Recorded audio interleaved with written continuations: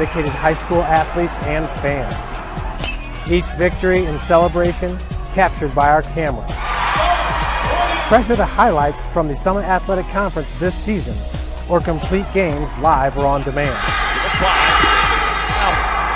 After all, nobody's more proud to call Fort Wayne home than SummitCitySports.com.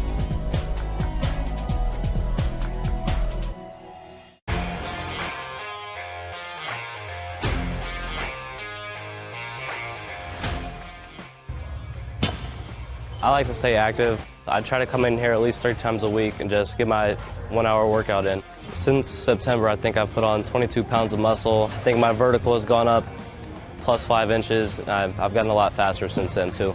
I can hit the ball further. In football, I can push people around more. It's basketball easier too. Just being stronger just makes everything easier. Brandon started with gym rats basketball training. After one of the sessions, he came up to me and he wanted to know if he could do more.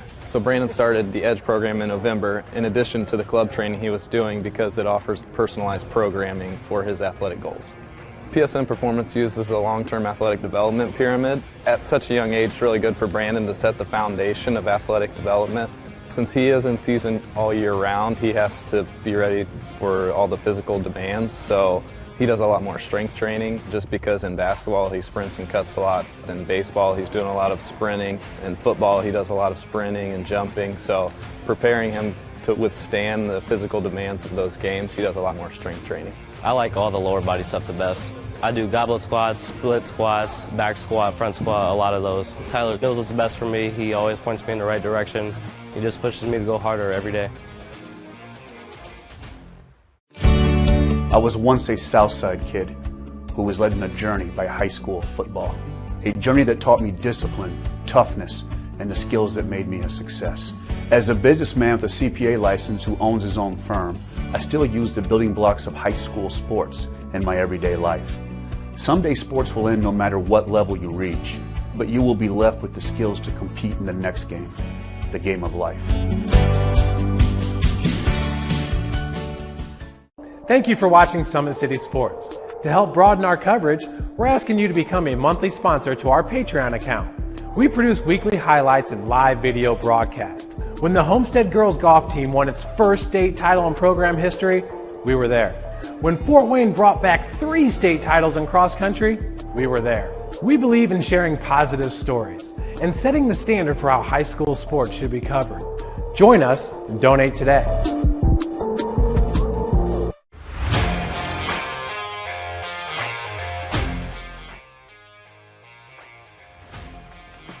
I just want to be the best in basketball, so I want to be the greatest of all time to play women's basketball. So I just know there's people out there working just as much as me, so I just want to keep working hard and keep that intensity going. And so one day I can pursue my dreams of being in the WNBA and playing overseas. So I just want bigger things to come in my life.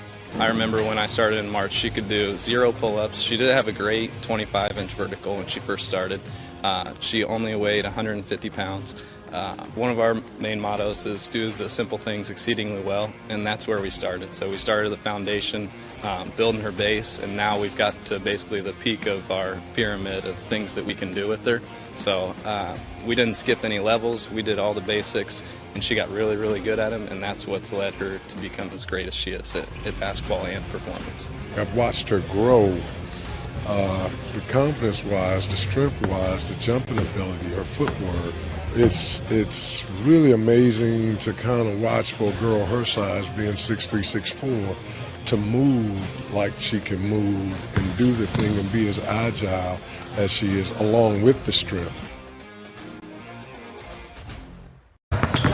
Here at Always 100, we have different things that we provide each week with our elite training, working on things that can help them get a scholarship in the future if they don't have one right now. Watching skill development, helping kids get better, understanding what it takes to get to the next level. Catching and shooting, working on ball handling. In the last 5 years, we had over 200 kids that's able to play basketball at some places from the NAIA, Division III, Division II, or Division I level.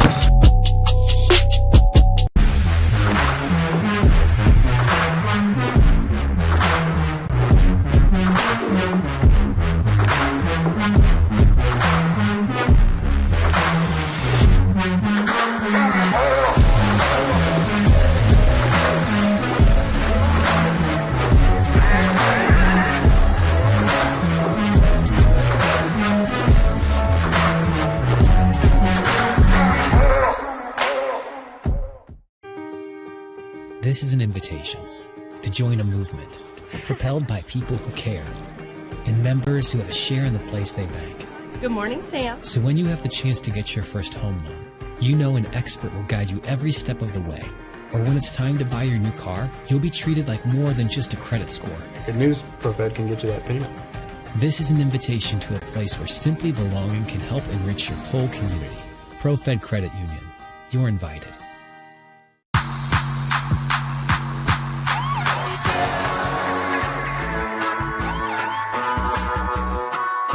I choose to do whole body cryotherapy after practices, games, and training.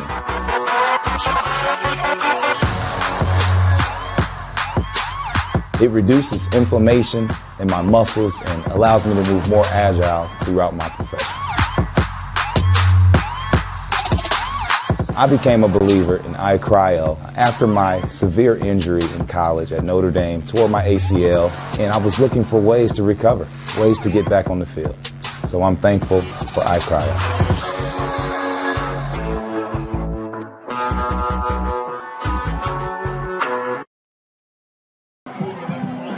Good evening, ladies and gentlemen, and welcome to the Parkview Sports Medicine pregame show here on SummitCitySports.com. We are coming to you live from Spooler Stadium on the campus of Northrop High School as we will get high school football underway here tonight on SummitCitySports.com. My name is Ryan Dellinger. I'll be your host for the Summit Athletic Conference matchup here at Spooler Stadium. My cameraman tonight, Big Thomas Nolan.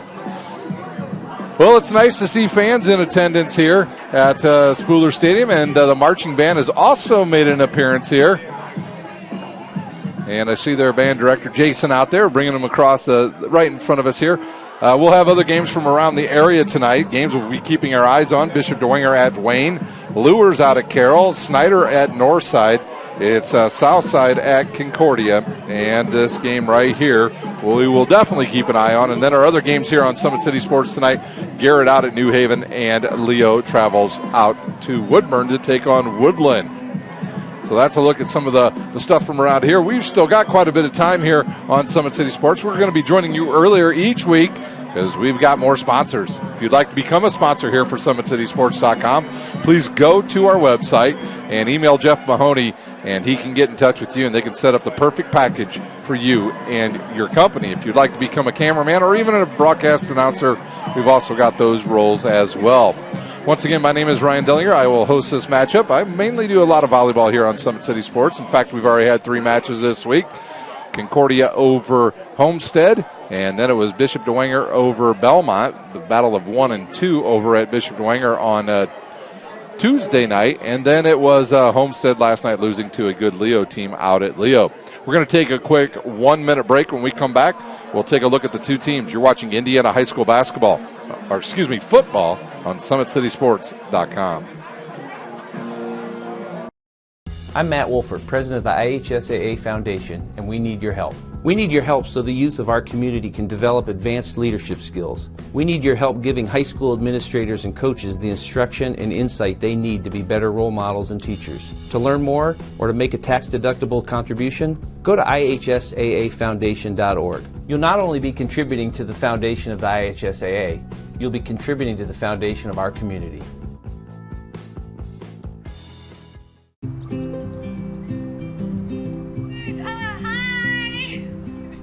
You're good at making big announcements.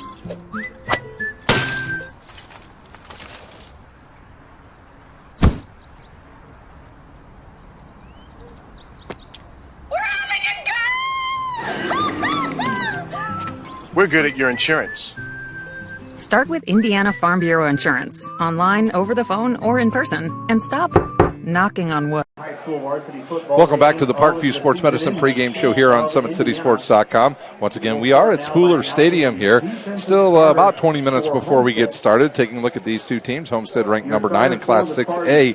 And Northrop not ranked as of right now. The head coach is first for Homestead is Chad Zalman. In his 18th year, he's 146 and 44 overall. Jason Dorfler in his 8th year here at Northrop, 250, 20 and 51 in those 8 years. The Sagarin ratings already for Homestead. They've got him in it early, 88.15. That's good for 17th overall, 10th in Class 6A. Northrop with the 62.27, good for 89th overall, 21st in Class 5A. Over the last 16 years, Homestead held a distinct advantage over this Bruin team, 15-1, but that one loss was last August, the first game of the season, back on the 21st, when Northrop surprised Homestead in an early season matchup, 25-21, and that was a matchup where Homestead was missing all of their linebacker crew. They are ready to go tonight. Everybody healthy and good to go. Here we're going to cover a couple new quarterbacks for you this evening here on Summit City Sports. Both of these two teams have, Northrop's going to have kind of a veteran quarterback. He's just a transfer out of Southside. So we'll talk a little bit more about them after we pay some bills. Today's broadcast is brought to you by SummitCitySports.com. Follow us on Twitter at 260sports. Like our Facebook page, Summit City Sports, and be sure to subscribe to our YouTube channel. Big Eyed Fish has been around the Northeast Indiana area for generations. Like their Facebook page for updated promotions. Enjoy the best fish in Fort Wayne in a family-friendly environment at Big Eyed Fish. Kelly Automotive Group is Indiana's #1 automotive group with over 1,000 new vehicles and 500 pre-owned vehicles to choose from. Please visit drivekelly.com. Simple, transparent, reliable. Tom Steel Tire has been servicing the Fort Wayne area for over 40 years. They'll help you find the perfect tire for your vehicle. They've got other auto repair services like brakes, wheel alignments, and engine diagnostics. You're invited to join ProFed Credit Union, where we get to know you. To better serve you, sign up online in 5 minutes or stop by our branch. Join ProFed today and start owning your own financial future at profedcu.org. At Ottenweiler Contracting, we invest in our customers by providing peace of mind during the entire process. From bid to build, visit OttenweilerContracting.com. Summit Volleyball trains and builds the highest quality volleyball player in the area from ages 5 to 18. Our players are equipped with elite level skills and a foundation of life skills. Jump on board. Together, we can reach the summit. Anderson Heating and Air Conditioning is dedicated to providing the best possible solution for your home or business. A system and solution that fits your unique needs. Visit AndersonCoolHeat.com. iCryo specializes in whole body cryotherapy, cryofacials, infrared sauna, and compression therapy services. Check out Jalen Smith's signature location on Coliseum Boulevard by Blaze Pizza. Are you ready to do whatever it takes to put your past behind you, whether it's expunging your criminal record or helping getting your license back? Jolly Law Firm is your answer. Sioka Cleaning and Restoration provides top-notch commercial cleaning. Services include janitorial, water damage, state-of-the-art disinfectant services throughout Northeast Indiana. That is Sioka Cleaning and Restoration. At Parkview Sports Medicine, it's game on. We serve every level of athlete with our integrated sports medicine team, including the region's only specialized athletic rehab facility. To learn more about our services, log on to parkviewsportsmedicine.com. Well, we're going to check out here for about 10 minutes. We've got a video for you here on Summit City Sports. It is with Casey O'Boyle and our own Jeff Mahoney. This is the pregame show here on SummitCitySports.com.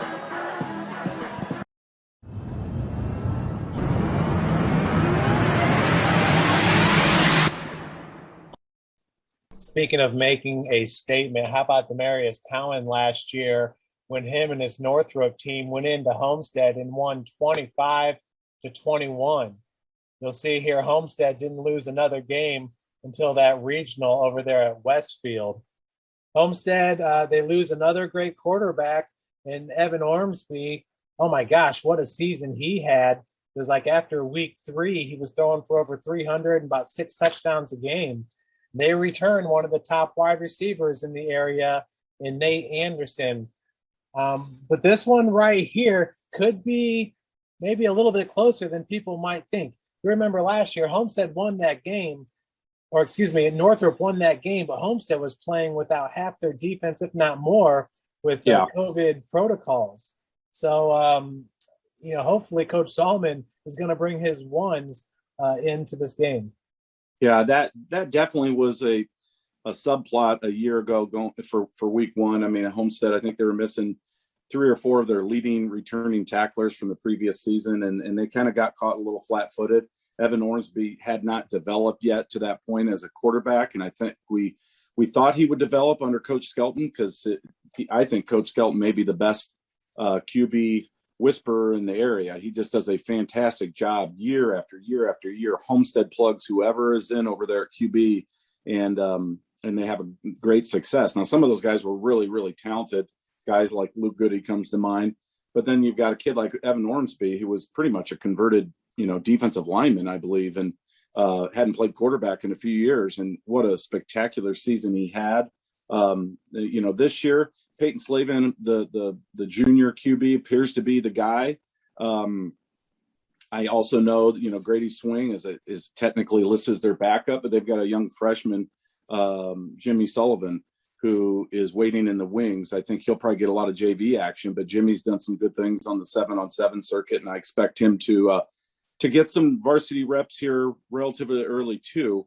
You mentioned Nate Anderson, big brother, went to the Air Force Academy. Matt Anderson. Nate's a fantastic receiver. I think probably the best receiver in the area, in my opinion. Electrifying, great speed. He's so good in the open field. Nate's on his way to Western Michigan. I think they got a steal in Mr. Anderson. But again, question marks with that ground game. I feel like this is a recurring theme with all these passing teams. Do you have the ground game? Braden Hardwick was a really reliable 2-year player for them when he wasn't injured, but a really good ball carrier, really tough runner. They've got some question marks, I think, in that regard. Desmond Smith is probably going to be the guy to get most of the carries early on for Homestead. And is that offensive line? They graduated quite a few guys as well. Can they pave the way for a reliable rushing attack that will allow this young quarterback, whomever it is, but right now it's going to be Peyton Slavin, allow him time to make some reads and get that passing game going? A lot of buzz with the defensive backfield there at Homestead, and a lot of buzz with the defensive backfield at Northrop as well. And now they've got a transfer QB, as Roosevelt Norfleet III is slated to be their starting quarterback. And as I understand it, his dad is now an assistant coach over at Northrop after being the head coach at Southside. Yeah, Roosevelt Norfleet, certainly a name in these parts everybody remembers. Was at Southside, of course, coached at Elmhurst as a varsity coach, a longtime assistant locally as well. He's going to coach the defensive backs out there at Northrop. And talking to Coach Dorfler, he said he's doing a great job. He's really happy to have him on the staff. He's got a lot of former head coaches on that coaching staff, does Jason Dorfler. He's no dummy. He knows how to build a program. Put good people around you. Roosevelt Norfleet, the son, he grew a lot. Again, at the photo shoots, he's listed at 6'1". He looked 6'2", 6'3" to me. And he looked thicker and more athletic. He's going to get the start, I think, to get things going for the Bruins. But Keone Bates, the junior, had a fairly decent sophomore year, did some really nice things. He's a very, very good second option. And I wouldn't be surprised if we saw both those guys in different situations this year behind center. So Northrop, they've got some parts for sure. Again, do they have the depth in the trenches on both sides? Those are big question marks. You mentioned those skill guys on defense. Rashawn Boone, I think, at corner could be one of the best lockdown corners in the conference. CJ Davis, who made our preseason top 40 team, is a really, really athletic two-way starter on both sides there for Northrop. And they've got, Jaden Schmink back in the receiving core. And then, of course, Dane Kilby, who also made our PT 40. They've got weapons in their aerial game. Losing Demarius Cowan is a huge loss, but, it may change the dynamic offensively for the Bruins. They may want to pass it more this year, and it might open things up for them a little bit in terms of some of those skill sets that they possess. So CJ Davis, going to fill that big void left from Demarius Cowan. Body type wise, Cowan was kind of low to the ground, a big, thick body, just a great runner, great vision, had an extra burst. CJ Davis, he a little bit more electric. He is, and I think we'll see him at split end as well. On their depth chart, they got Michael Neighbors, a senior, 5'11", 165. Again, not nearly as stout as Demarius Cowan was a year ago. And then Desmond Shaw is another name to keep an eye on. He's a junior, a little bit bigger at 185, 5'11", 185. To expect anybody to fill into those shoes and be just like Cowan was a year ago is certainly asking too much. He was such a special running back and did so many good things for the Bruins the last few years. But again, with those three receivers that we mentioned and the prospects of Roosevelt Norfleet or Keone Bates at quarterback, I think they've got some really exciting options on that side of the ball this year. And the Swami's got Homestead by 13 in this one. But once again, Northrop, it just seems like they keep closing that gap closer and closer every single year. 4-6 last year under Coach Dorfler. One win back from a year earlier. But once again, an exciting season for him with Demarius Cowan. Yeah, sorry, Jeff. Yeah, I was going to say, and it's shocking if you would have told us that after week 1 last year when they upset Homestead, that they would actually go back a game in the win column from the previous year. I would have said, no, I don't think so. But I think it just speaks to how deep and tough this conference is. And the Bruins had that one bugaboo loss to Wayne that I think was the one, I don't want to say anomaly, but the one glitch on their schedule. They weren't counting on losing that game. But Coach Dorfler's done a tremendous job getting that program back into the thick of things in the conference race. They're right there in the middle of the conference. He wants to find a way to get them over the hump and get them in that top 5. Jelante Hinton last year was definitely a breakout performer. He and Tay Johnson at Northside, probably the 2 top freshman performances in the SAC. Could he see some action on the offensive side of the ball? Yeah, I think so. I wouldn't be surprised if we saw him maybe in some tight end situations. I'm sure Coach Dorfler has been tempted to put him on the offensive line too, to add some depth and size there. But he's a real talent. He's a heck of a wrestler too in the winter. Jelante Hinton's going to have wonderful options at the next level for sure as he develops. Outstanding young athlete, really good kid. And I know Coach Dorfler's really excited to have him back and a lot of these other guys. They've got some scary parts for sure, some athletes. And that was always the one thing for Northrop since the Matt Stinson years when, Coach Ben Rogers, who's now out at Homestead, during those years in the late 90s when they were actually relevant. And then they just kind of went downhill from there. They just never had their best football players oftentimes were walking the hallways. You hear that year after year after year. Coach Dorfler's working really hard with his assistant coaches, getting those guys coming out for football, putting on pads and competing. Damon Bainey is a big, strong two-way lineman that is featured in this issue of Game Night. Those kind of guys are no longer walking the hallways. They're now playing football, and I think it's making a huge difference, Jeff, and the culture out there at Northrop. They're real close, I think, to turning a corner.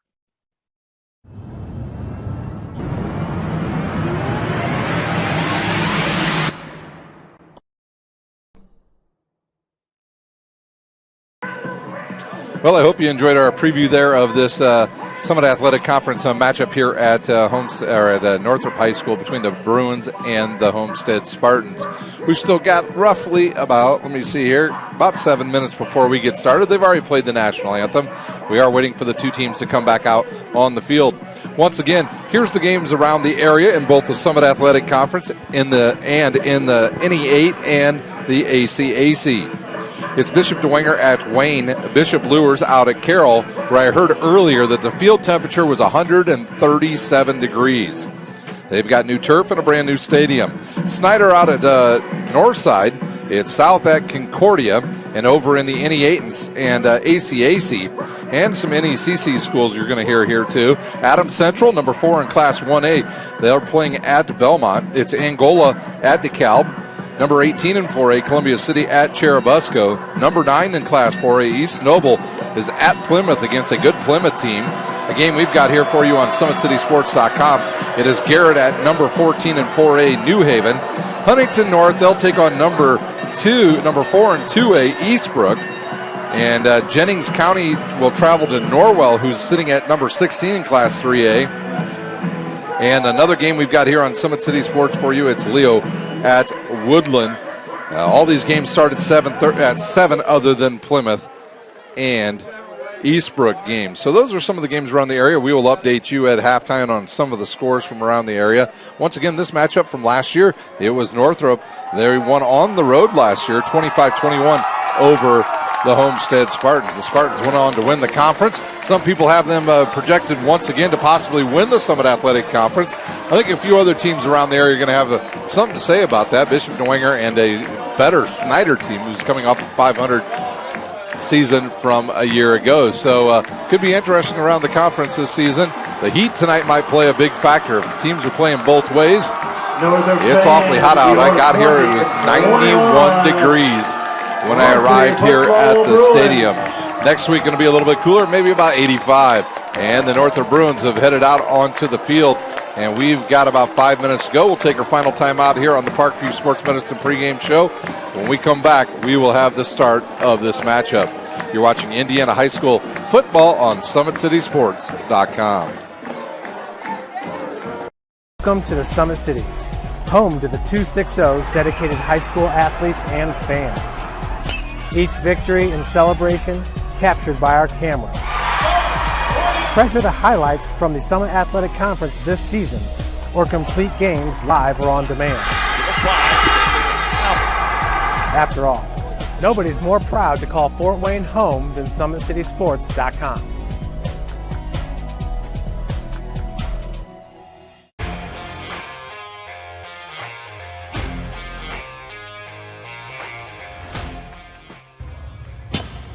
I like to stay active. I try to come in here at least 3 times a week and just get my 1-hour workout in. Since September, I think I've put on 22 pounds of muscle. I think my vertical has gone up plus 5 inches. I've gotten a lot faster since then too. I can hit the ball further. In football, I can push people around more. It's basketball easier too. Just being stronger just makes everything easier.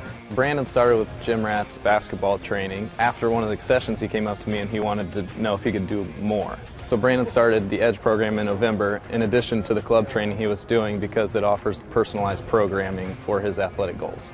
PSN Performance uses a long-term athletic development pyramid. At such a young age, it's really good for Brandon to set the foundation of athletic development. Since he is in season all year round, he has to be ready for all the physical demands. So he does a lot more strength training, just because in basketball he sprints and cuts a lot. In baseball he's doing a lot of sprinting. In football he does a lot of sprinting and jumping. So preparing him to withstand the physical demands of those games, he does a lot more strength training. I like all the lower body stuff the best.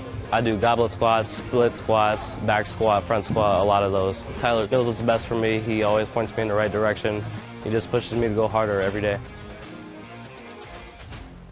I was once a Southside kid who was led on a journey by high school football. A journey that taught me discipline, toughness, and the skills that made me a success. As a businessman with a CPA license who owns his own firm, I still use the building blocks of high school sports in my everyday life. Someday sports will end no matter what level you reach, but you will be left with the skills to compete in the next game, the game of life.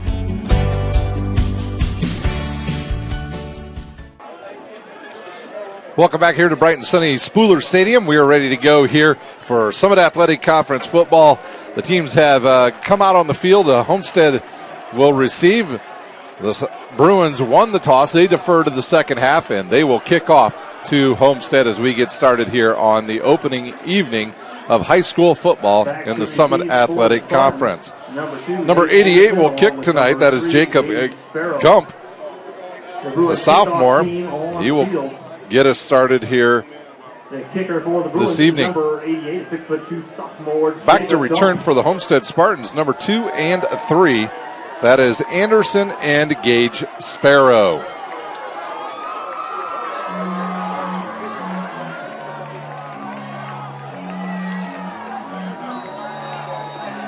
The den exactly right in front of us here at Spooler Stadium, and we've got a big crowd here on the home side.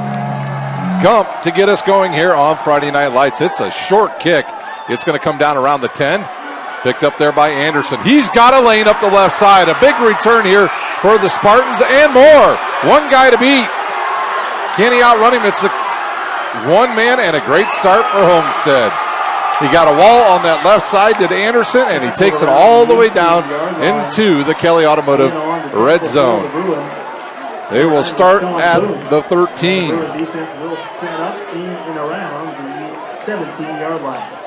We'll mark it at the 17, actually, for Homestead. Back at quarterback this season for the Spartans, it'll be Peyton Slavin. Or at least that's who was on the depth chart.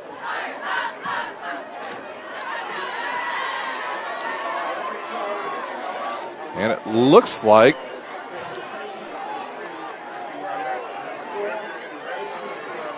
it is Slavin back there. He's got a running back to his left. And we've got motion here early. That ball was given off to number 4, Desmond Smith. But there was a penalty before the play. Somebody moved early on the offensive line. That'll move the Spartans back 5 here. False start on the Spartans. That'll move it back to the 22. Homestead trying to run a little misdirection here early. Slavin once again with an offset running back to his left. 2 receivers to the right and the left for the quarterback.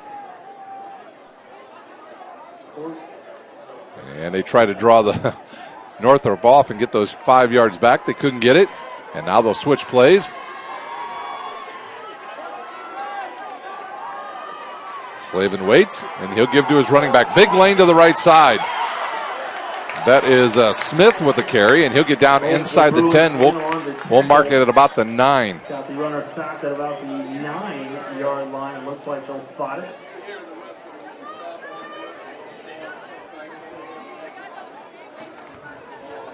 Number 4, Marion Collins in on that tackle. It'll be second down. Collins with the tackle. Slavin will stay in that pistol formation. Same formation as the last play. And they're going to get set. If that one worked one time, we'll try it again. Not much there. And it's number 4, Amarion Collins, up from his linebacker position. And he takes down number 4, Smith. And that'll bring up a third down and about 6 now for Homestead. Will they put it in the air or stay on the ground? They've got themselves a big offensive line.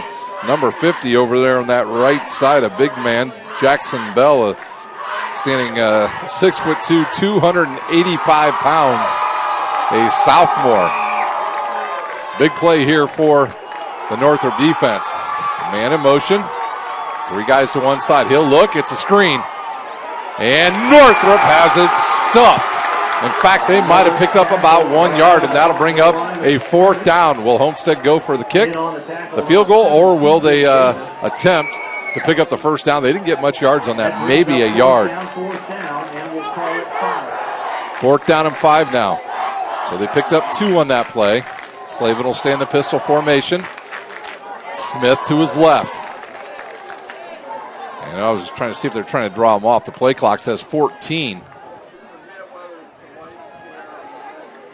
Slavin now backs up once again. He looks at the play clock.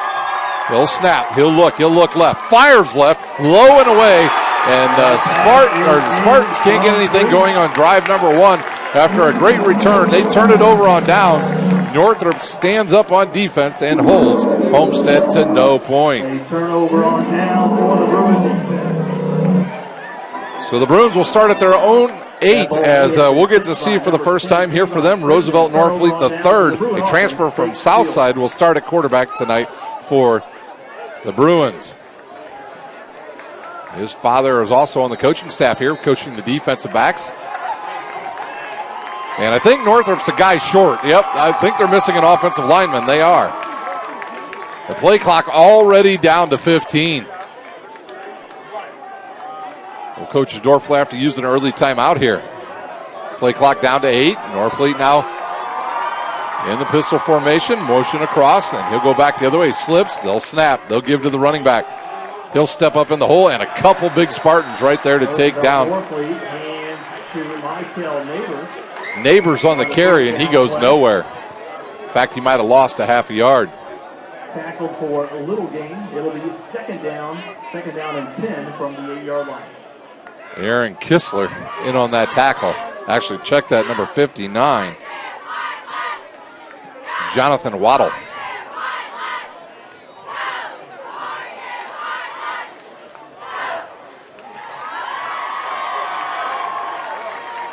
Play clock under 10. Norfleet will wait. Neighbors to his right. He'll take the play clock all the way down. He'll look. He'll fire. He's got an open receiver and a ton of room. He's gone. It's number 7, C.J. Davis, and he is history. An 82-yard touchdown for the Northrop Bruins. C.J. Davis electrifies the crowd here early at Northrop with the 82. Oh, we've got a flag behind the play. There is a flag on the play. I'm showing it. Yeah, they're going to take it off the board. Touchdown, Stan. Touchdown for the Bruins. An 82-yard touchdown for C.J. Davis.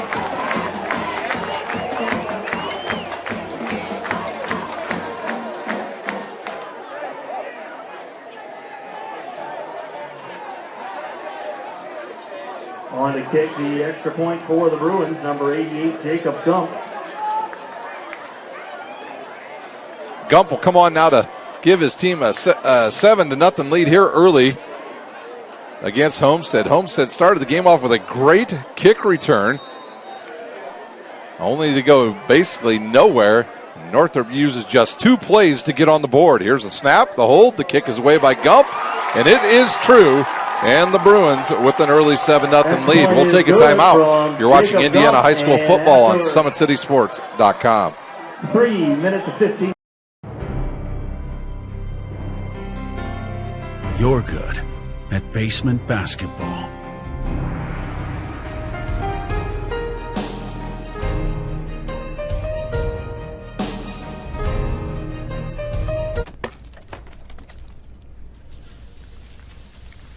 We're good at your insurance. Start with Indiana Farm Bureau Insurance, online, over the phone, or in person, and stop knocking on wood.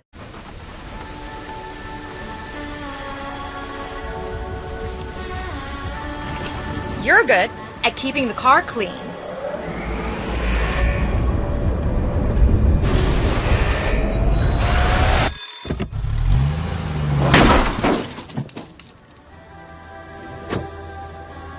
We're good at your insurance. Start with Indiana Farm Bureau Insurance, online, over the phone, or in person, and stop knocking on wood. Fireworks here early at Spooler Stadium. The Bruins need just 2 plays to go 92 yards after they hold Homestead on their first drive after a big return, and now it'll be Gump once again to kick off. Once again, that's Anderson and Sparrow back there for Homestead.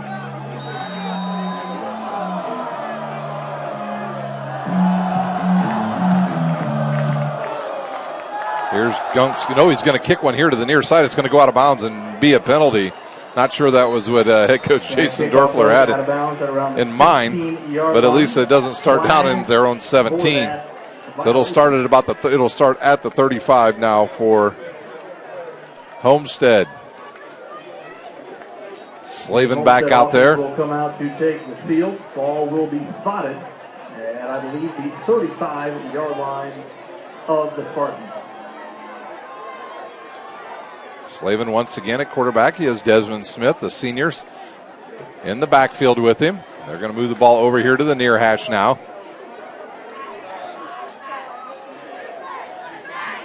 2 receivers on each side for the Spartans. Northrop showing man-to-man defense here against Northrop, challenging them to throw the ball. Northrop shows blitz, and both of the Homestead players see it early here, count it out, and we've got 10 seconds to go here on the play clock as Slavin moves back. Now he moves his running back over to the other side.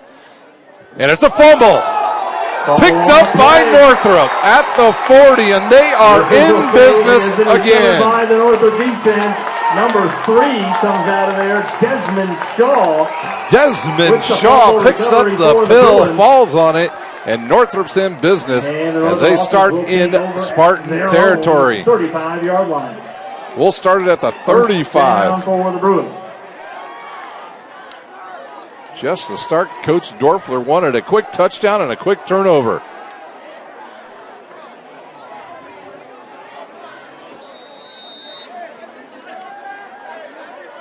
Norfleet once again at quarterback to his left. I believe that is Neighbor. It is. 2 receivers to each side. Schmink got a lot of play time. He's in the slot to the top of the screen. 5 on the play clock. A high snap, and we've got early movement by the Bruins. Before the snap. Receivers tonight for the Bruins. Looks like they're going to have number 7 out there, C.J. Davis, along with Schmink. Number 13 as well, Dominic Glavin. So that'll move the ball back 5 yards now for the Bruins. It'll be 1st and 15. Play clock starts at 40 here. And now they'll get it started. Also wide receiver Dane Kilby tonight. Norfleet will look. He tries to draw that Homestead defense off. They're in a 3-4 defense right now. Norfleet being patient here. Snap, straight drop, 3 steps. He'll look, he'll fire. In traffic, over the head of, and we've got a lot of laundry on the field. I think we're going to have a penalty potentially on the Homestead defense here. It's pass interference or a hold. 2 officials called it immediately, and we'll see what the official calls. Pass interference on the Spartans. That'll be a 15-yard penalty and a 1st down for the Bruins. That'll be an automatic 1st down. So that'll move it from the 40 down to the 25 here with 8:35 to play in quarter number 1.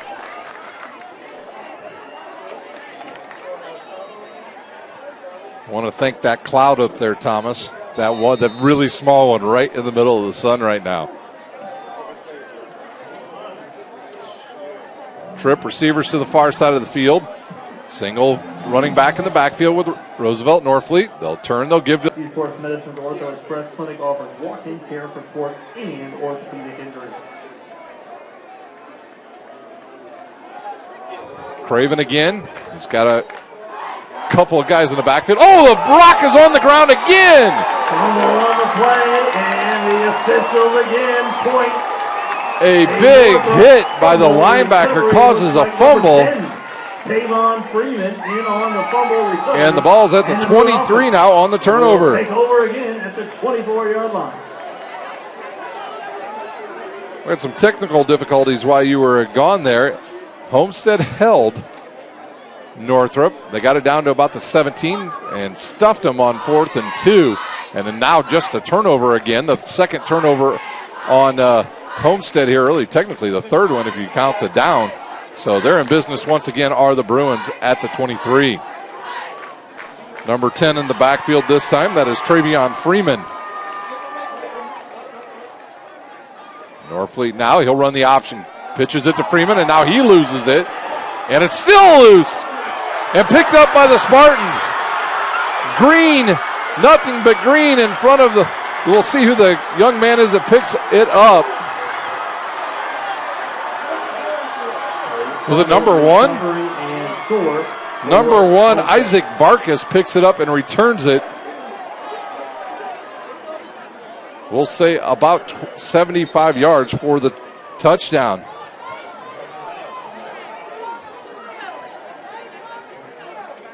That was well after the play, the flag. It could be taunting or celebration. That flag sitting at about the 5-yard line.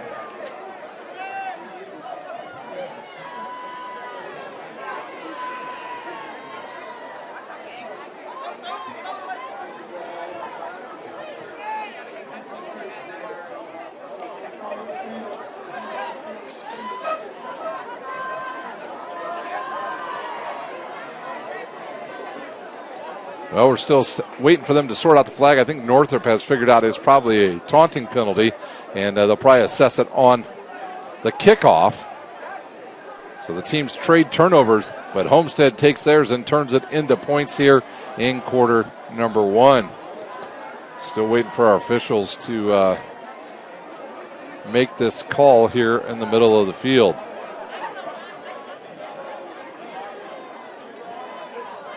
I think they're just trying to figure out whether they want to assess it on the extra point or on the kickoff. And now they're going to go over and talk to Homestead, so potentially could this penalty be on Northrop? Or do we have a player ejection? I don't believe that to be true, but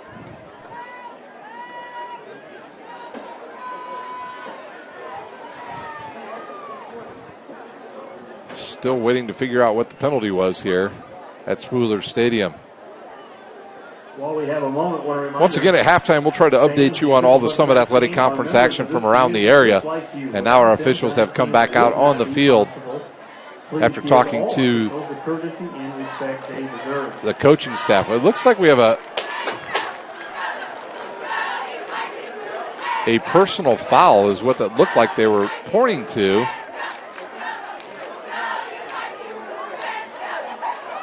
And we still have yet to get the official ruling.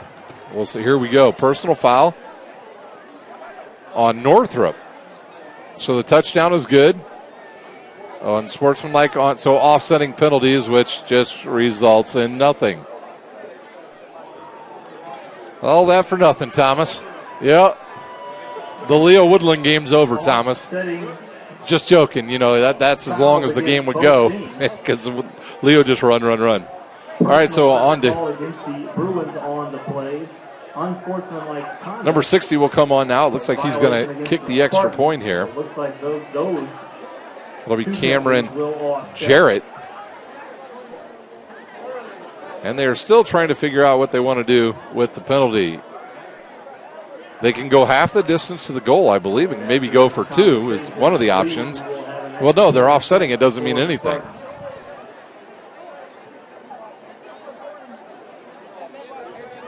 Unless they have to, Thomas, they may have to assess the penalty for the late hit.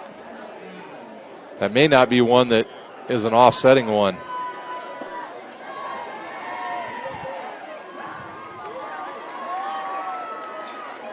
Well, if they go for 2 here, we know that they moved it up and elected to go for. So they will assess the penalty on the unsportsmanlike. It wasn't the penalty for the personal foul, but they will assess the penalty for the unsportsmanlike on Northrop.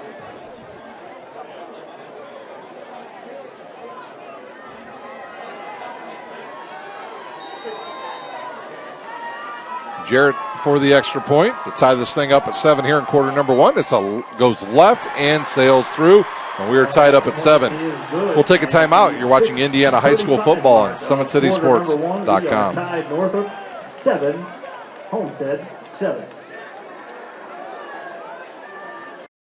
I'm Matt Wolford, president of the IHSAA Foundation, and we need your help. We need your help so the youth of our community can develop advanced leadership skills. We need your help giving high school administrators and coaches the instruction and insight they need to be better role models and teachers. To learn more or to make a tax-deductible contribution, go to ihsaafoundation.org. You'll not only be contributing to the foundation of the IHSAA, you'll be contributing to the foundation of our community.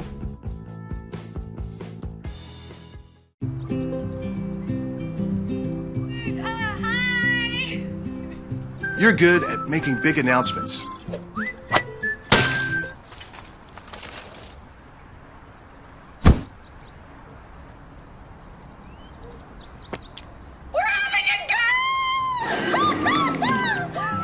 We're good at your insurance. Start with Indiana Farm Bureau Insurance, online, over the phone, or in person, and stop knocking on wood. After the penalty against Homestead on the previous Welcome back here play, to Spooler Stadium. We've got 6:35 to go here in quarter number 1. They will have to kick off Will Homestead from their own 35 after the unsportsmanlike conduct after the touchdown. Number 7, C.J. Davis. Jarrett back to kick. It looks like number 10 is back to return. Taven Freeman for the Bruins.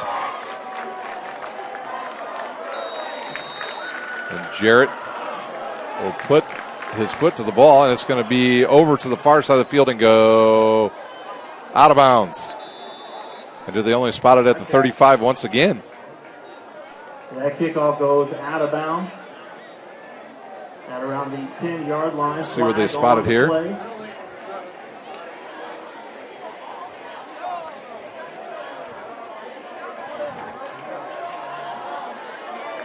So they're going to start at the 35, will the Bruins.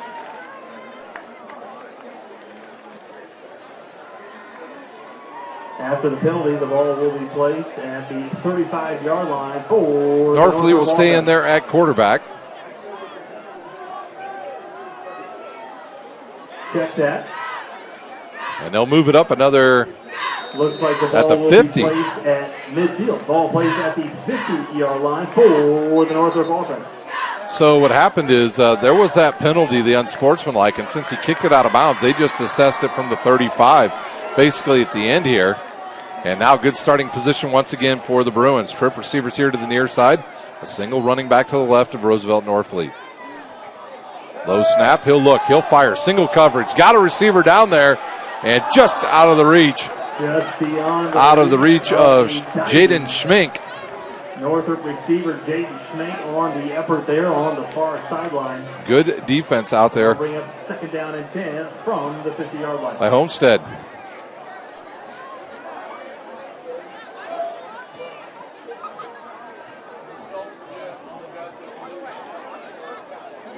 We've seen Northrop with a couple long passes here early, trying to stretch this defense of Homestead.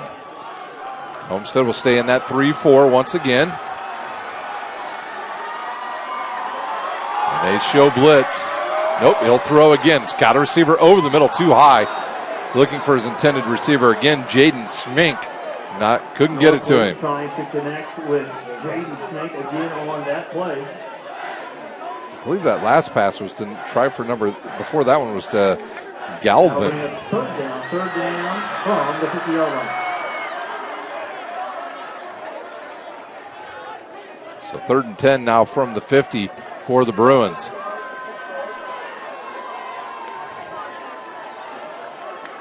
Single high coverage once again for the Spartans.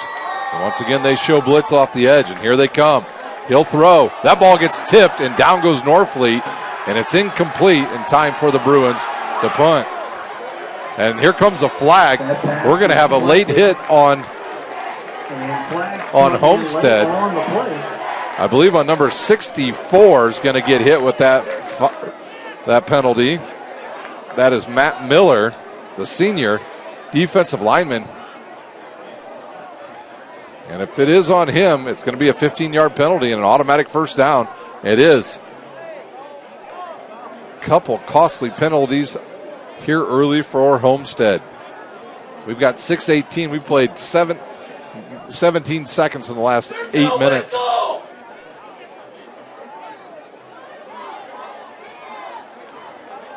So that'll move the ball down to the Homestead 35 and 1st and 10 for the Bruins.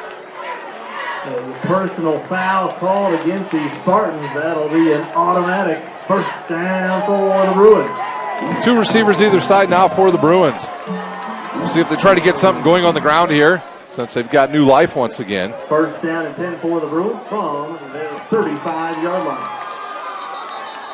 And now we have a whistle and Coach Zolman out on the field with the officials. A little bit of rust for both teams here early.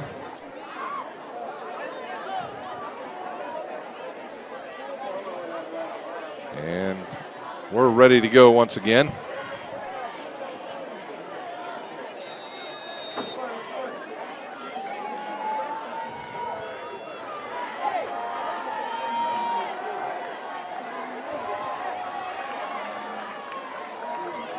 Norfleet again. He'll give it to his running back.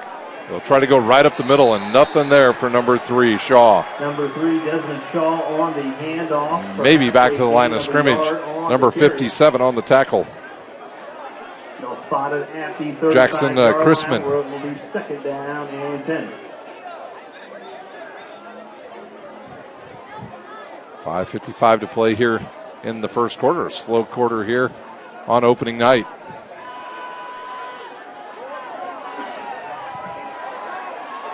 Two turnovers by Homestead here early. One by Northrop, and that led to a touchdown. Isaac Barkus with a 75-yard fumble return. Here's a quick look to the outside and a bad pass there. As he was trying to believe I hit number 13, Galvan, the intended target.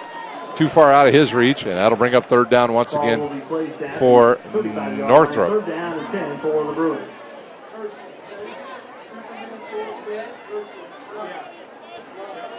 We'll see if the Spartans bring pressure again.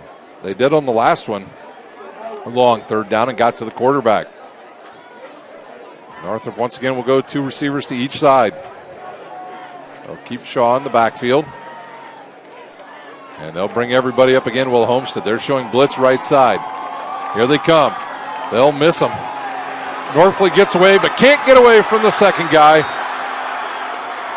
Number 57 on the tackle. That is Chrisman, and that'll bring up a fourth down and a punting situation for the Northrop Bruins.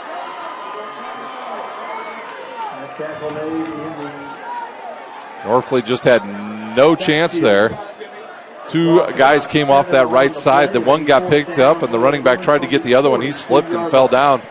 Northley got away from the first defender, but could not evade Mr. Chrisman. Back to return this kick, I believe, is number 1, Isaac Barkus. Gump to kick.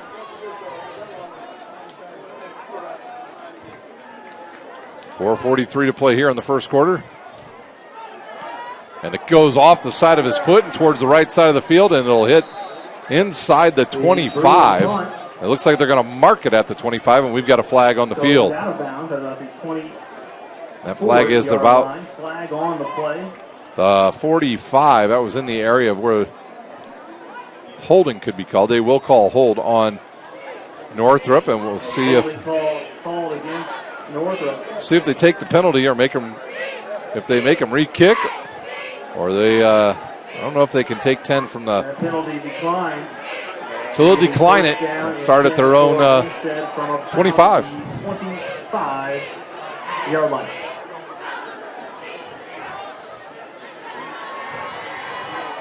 Homestead really hasn't done anything on offense as of yet. They've had a good kickoff return and a fumble recovery that has gotten them in scoring position, and one of them was put in there by their Isaac Barkus on the fumble recovery. They haven't done much on offense, and here's a whistle. And a timeout on the field. Northrop will use one as well. You're watching Indiana High School football on SummitCitySports.com. Their first timeout.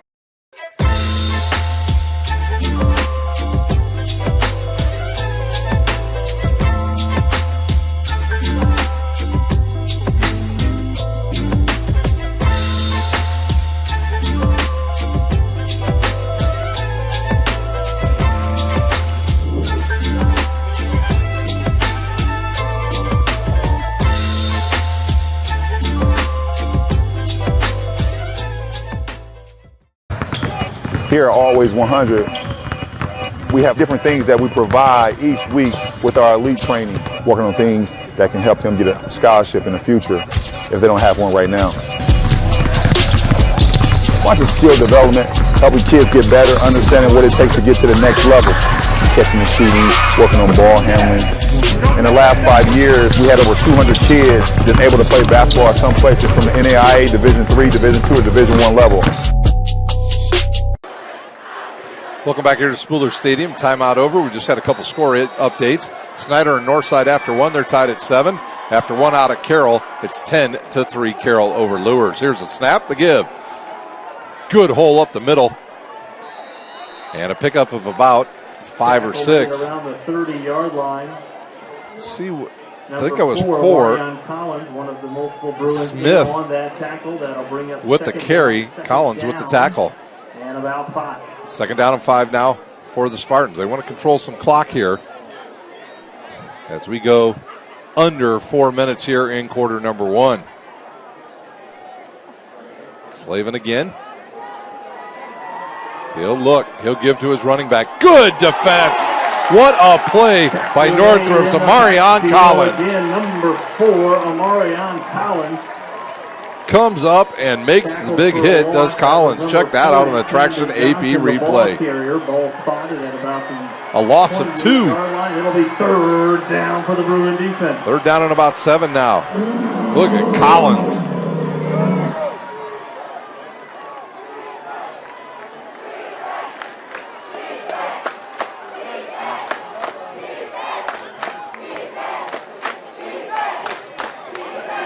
Once again, 2 receivers each side for the Spartans. Slavin in the pistol. He'll look. He'll fire. Here comes the defense. He'll run out of the pocket. He's got some room to the left.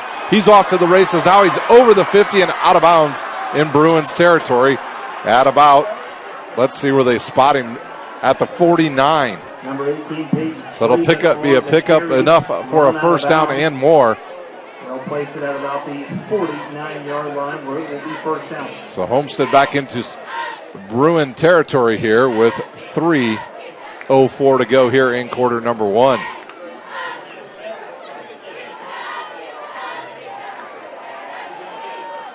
Slavin once again. Spartans will stay in that 2 receivers to each side, and looks like Smith will stay back here in the backfield right now.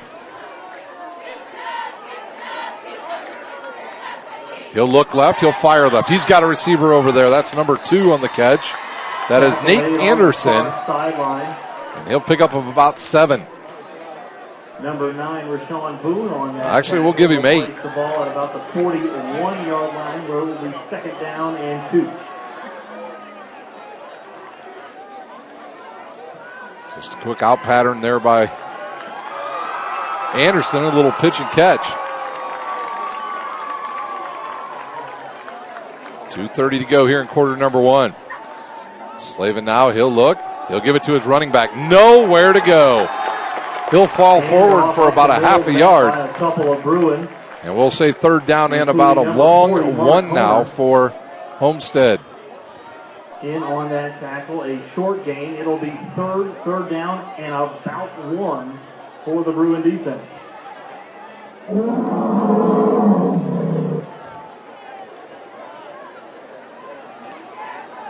Slavin will keep his running back, Smith, to his left. He'll step up now. Northrop shows blitz. Here goes Slavin. He'll bounce to one side, and he might have enough for the first down. We'll see. I'm trying to see here. The sun's directly in my eyes. The officials are waving their hands. Number 18, the ball carrier. Number 52. And this is going to be close. They may have to measure. Let's see where they spot it. Our head official walking up there to take a look. And he's not sure either. And they're going to have an official's timeout, and they will measure for the first down.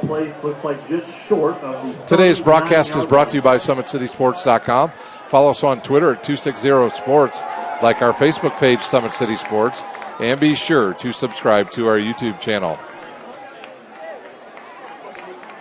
I want to thank our sponsors here, and it's enough for a first down. Kelly Automotive Group, Tom Steel Tire, ProFed Credit Union, Ottenweiler Contracting, Summit Volleyball, Anderson Heating and Air Conditioning, iCryo, Jolly Law Firm, and Sioka Cleaning and Restoration. And, of course, we want to thank Parkview Sports Medicine. They're our title sponsor once again here this year. All right, Slavin looks up, and they haven't started. Now they will start the clock. And he'll move a slot over to the right side, and Northrop gets caught in the neutral zone. It'll be offsides on Northrop. Whistles flag on the play. Encroachment offsides to call against the Northrop defense. 5-yard penalty. Mark spotted. Honer looked like he got in the neutral zone there a little bit early and got tagged with a 5-yard penalty. So 1st and 5 now for Homestead. The ball moved down around the 34. 1:20 to go here in quarter number 1. Slavin in the pistol. Smith to his right now. Trip receivers here to the far side. Single receiver to the top. That is number 2 up there, Nate Anderson. Play clock under 5. The snap, the quick pass to the outside, and it's dropped. That's number 3, Gage Sparrow, the intended receiver. Incomplete pass on the field. So that'll bring up 3rd down and it'll bring up 2nd down and 5 from the 34. Sparrow had some real estate there if he could have brought that ball in.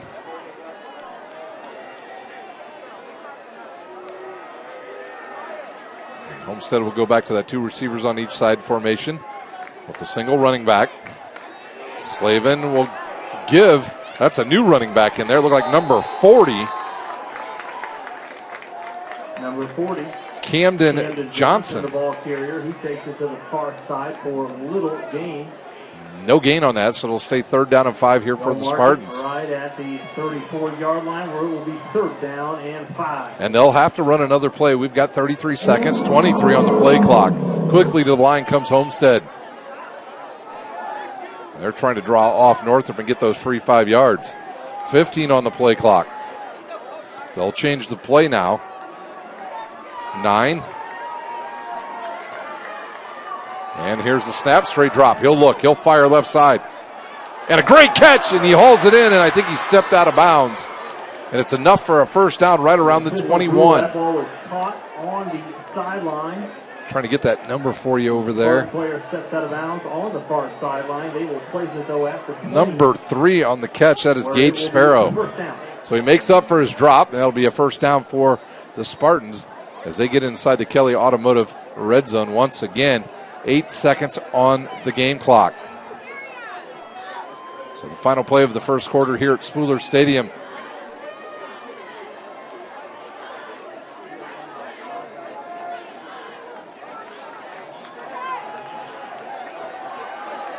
The snap, the give. Johnson's got a lot of room. He's got the opportunity. Oh, and the strip. A strip by Northrop, and they've got the ball. It is a fumble. Even though it was a strip and recovery.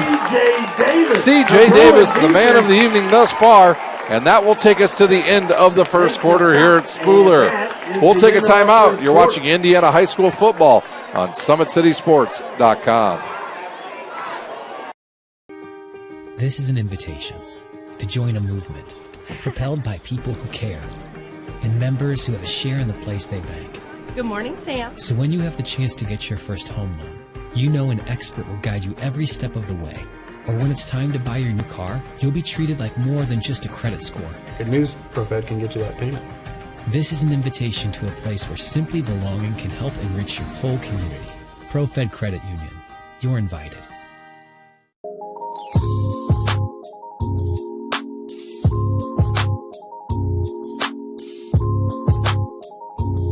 There are tons of benefits to using compression therapy, but my favorite are speeding up muscle recovery, reducing swelling and inflammation, and improving my athletic performance.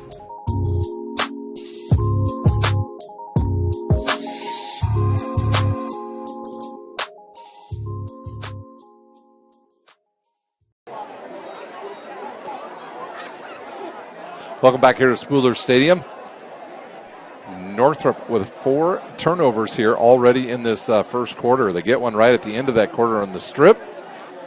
And they'll have the ball once again, but they'll start inside their own 10 at their own 8, I believe, is where the ball is spotted.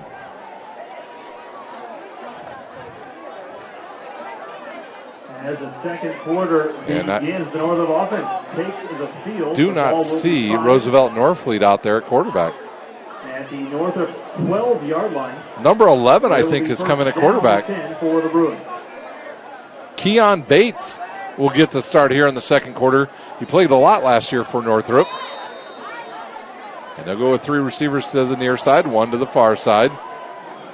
Homestead will show that single high safety once again. The snap, Bates will look. He'll fire. Floats one in the air. It's short and underthrown. Good defense there by Northrop. Great defense there by number 4, and here comes a penalty. Sideline flag does come in on the play. I think they're going to call that on Northrop. It is.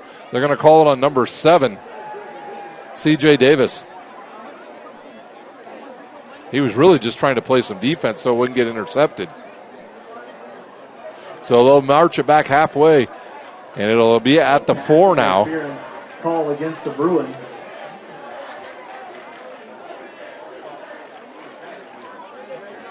Well, that ball must have been outside the 10-yard line to start with, because they'll put it down at the 6. At the 6-yard line, it'll be first down, and we'll call it 16 from the 6-yard line.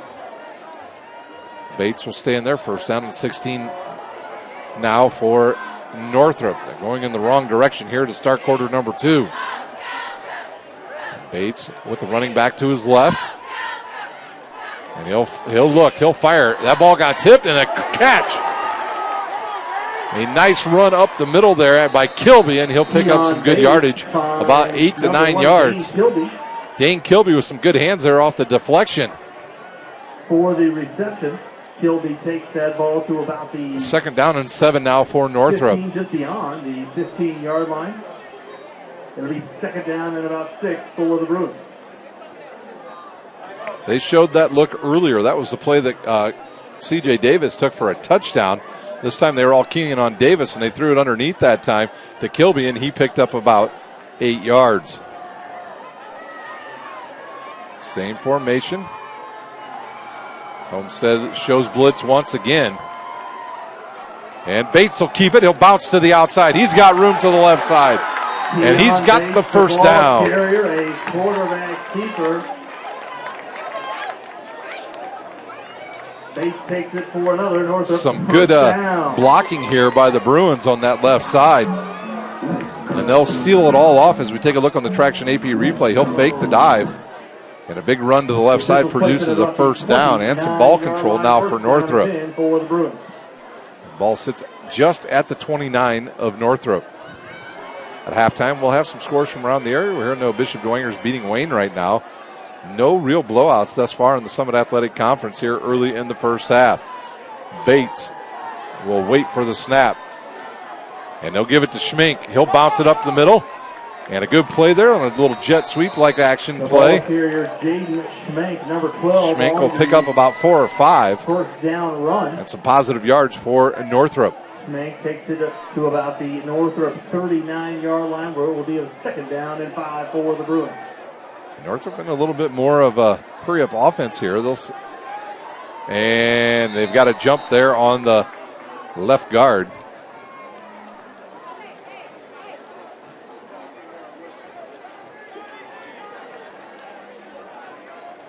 That was big number 52, Jermaine Parker, who got off the ball a little bit too early. So we'll go back to second down and 10 after that pickup by Schmink.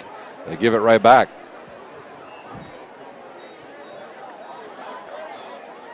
.31 to go here in the first half.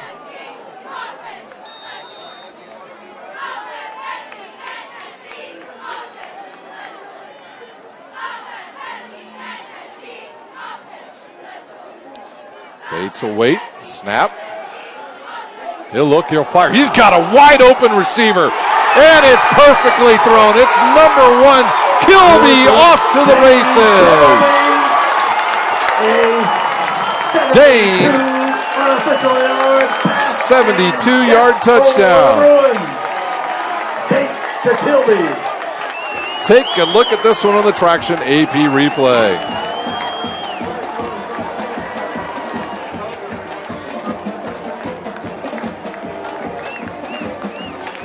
Couldn't be any more open than that, huh, Thomas? He got behind the defender, and he was off to the races. 13-7 Northrop here. Gump back on to kick. And we've got a late whistle here. And Coach Dorfler, timeout Northrop. We'll use one as well. You're watching Indiana High School football on SummitCitySports.com. Reminder to all fans, for the safety of all in attendance, Northrop High School. I'm Matt Wolford, president of the IHSAA Foundation, and we need your help. We need your help so the youth of our community can develop advanced leadership skills. We need your help giving high school administrators and coaches the instruction and insight they need to be better role models and teachers. To learn more or to make a tax-deductible contribution, go to ihsaafoundation.org. You'll not only be contributing to the foundation of the IHSAA, you'll be contributing to the foundation of our community.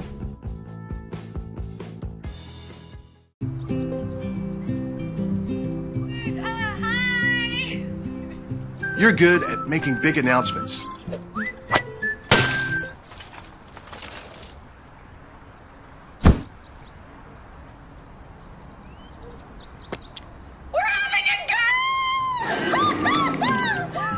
We're good at your insurance.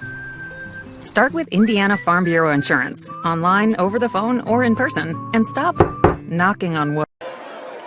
Well, what you missed there during the timeout is Northrop came out and kicked the extra point, and they lead 14-7 here with 10:08 to go here in the first half. It's been a story of turnovers this evening for Homestead. They've got 4 turnovers if you include the turnover on downs, and that has resulted in some points here early for Northrop. They've got a 92-yard touchdown pass from Norfleet to Davis, and now a 72-yard touchdown pass from Bates to Kilby. So some long chunk yard plays here by Northrop. They've been able to get in some spacing against the defense of Homestead, and that has led to some big points here in the first half for Northrop. So Gump will come back out to kick.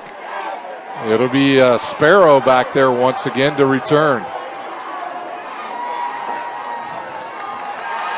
On the kick for the Bruins, number 88, Jacob Gump.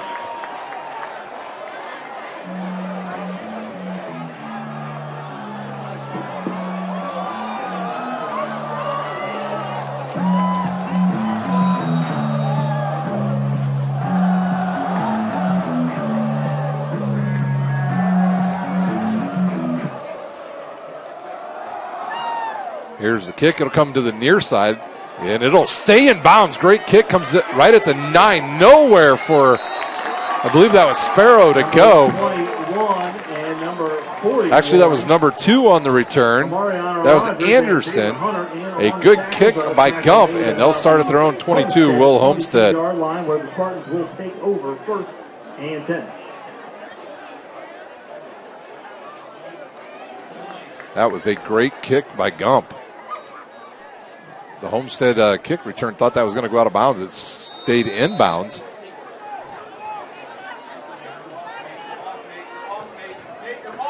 Slavin will stay back there.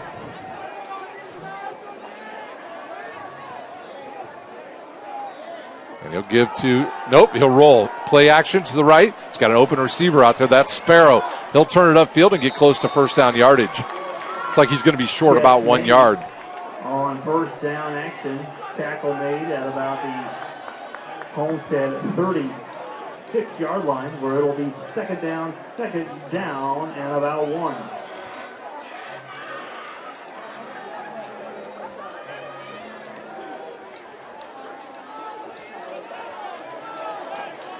See if maybe Homestead tries some more short yardage play action here and try to take a shot deep here on 2nd and 1. Nope, they'll give it to the running back. Big hole up the right side. First down and more out to the 45 for Homestead. On that tackle, 41, David Hunter. That tackle made at about the 43-yard line. First down.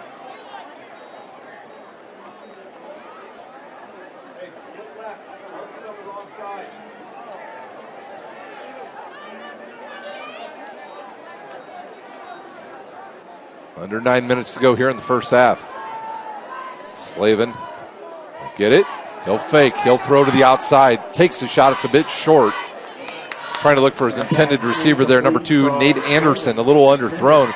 Will bring up a 2nd down and 10 now for Homestead. Incomplete pass will bring up 2nd down and 10 from the Homestead 44-yard line.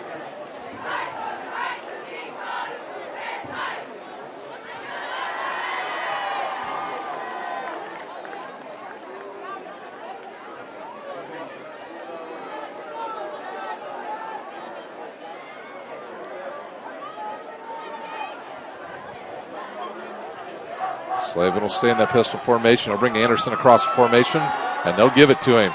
He's got good yardage off that right side. And he's out to about the, let's see where they spot it, maybe around the 47 of Northrop. No, they'll mark it at the 48. So a 3rd down and 2 now for Homestead. That'll bring up a 3rd down for the Bruin defense.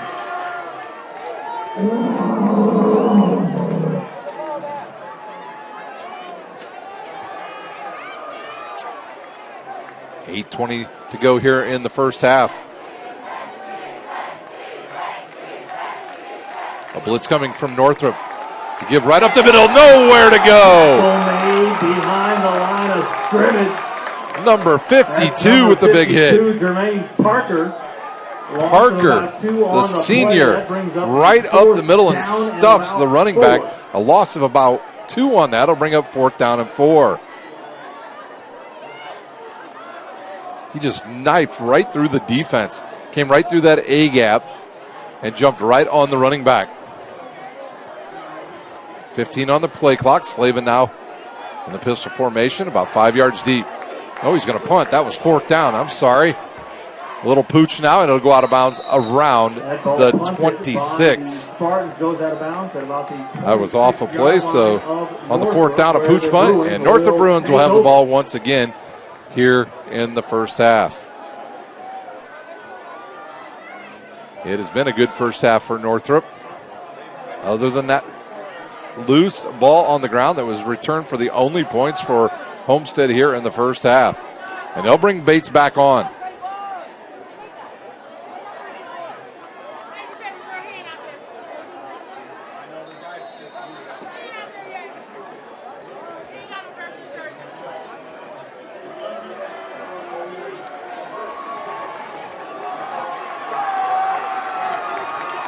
Trip receivers to the near side. Bates in the pistol formation. And they'll run the option. He'll keep it. Good idea. Keon Bates on the peak. He runs it up to about the 24, maybe the 25. Take a look at that on the Traction AP replay. You see if he pitches that, it's probably a turnover. The defenseman, rather than take him, stepped right in the lane here. We'll see who it was that came off that left side for Homestead. Yeah, quickly in the backfield. That was some good D there. A loss of about 2 on the play.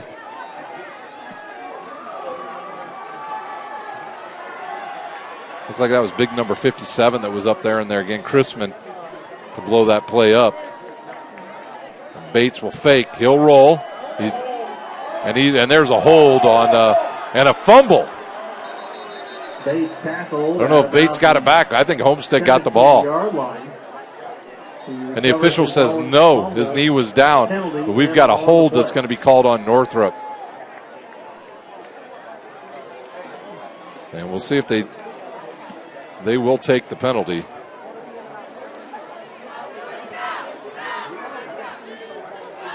Holding on Northrop, it's a spot foul. Or will they just take the play? I believe they may decline it and take the play.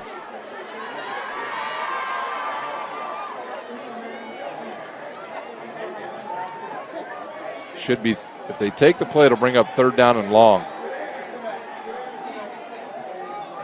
So it looks like they decline it. So they'll take the play. It'll bring up 3rd down and about 18. 3rd down and about 17 from the 18-yard line.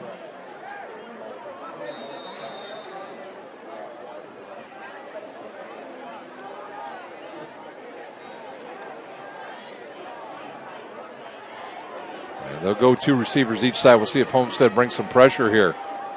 Their linebackers are playing real deep right now. And here comes some pressure. A screen on the way, and it's underthrown. It'll bring up 4th down now for Northrop, and they'll have to punt. And they'll bring Gump out once again. Davis.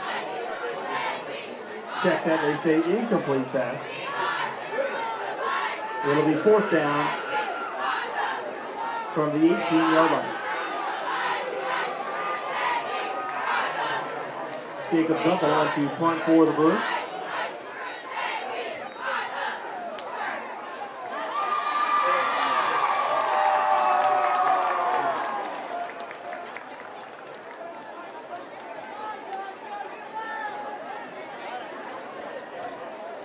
And Gump will punt. It's a high snap. Good catch. Here comes the rush. The kick is away. It's an end-over-end kick.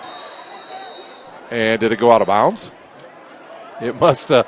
It looked like it was further than it was. And the official will mark it at the Northrop 35. Out of bounds at the 35-yard line, and the Bruin defense will come on to the field. So a short punt, and Homestead's in business in Northrop territory with 5:55 to go here in our first half.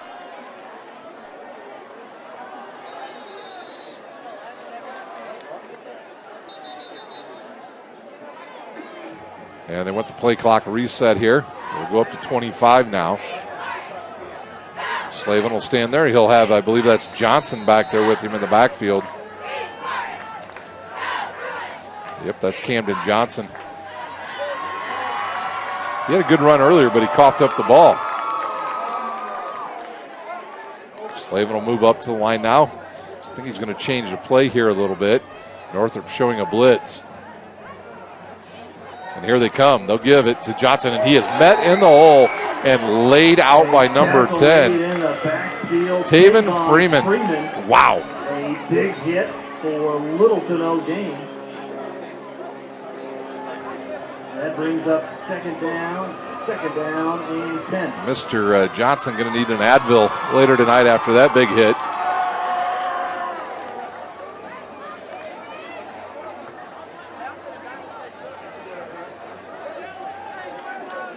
No gain, second down and 10. We are at the 5:20 mark here of the first half. And the fake, he'll roll. He'll look, running out of real estate. Nice throw to Sparrow. And now we have a flag coming in late. That ball caught on the far sideline, flag in on the play. It was enough for a first down, but it looks like it's going to be a penalty on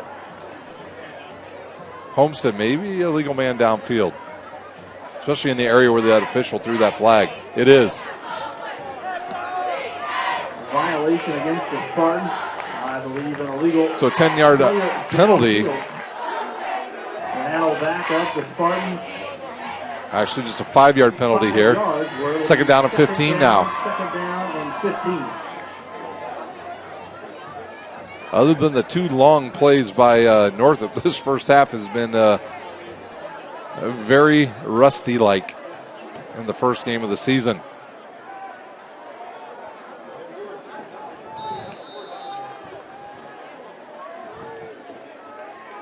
Slavin again, he'll wait.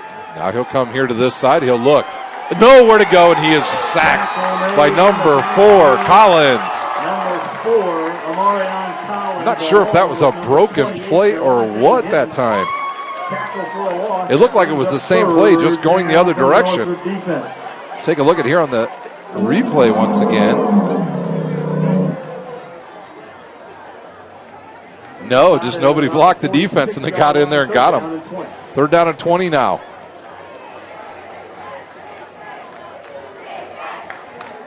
What kind of play does Mr. Slavin have up his sleeve on third down and 20? This ball rests at the 46 of Northrop.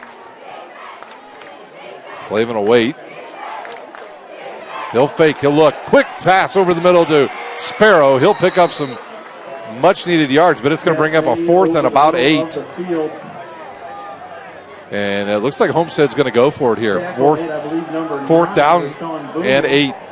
Make it 7. Check that number 12, Jaden Schmink on the tackle. Schmink with the tackle. Bring up fourth down, and we'll call it. Not really in field goal range and probably too close to punt for Homestead. Might see Coach Zalman use a timeout here. Play clock down to 13. Now under 10. Slavin will wait. He'll drop, three-step drop, looks, fires. Got his man out there, number 14, and he's got enough for the first down. That is Grady's swing with the catch. It'll be a first down. Forced out of bounds by number 1, Dane Kilby on the action. So first down and 10 from the 20. 3:30 to go here in the first half.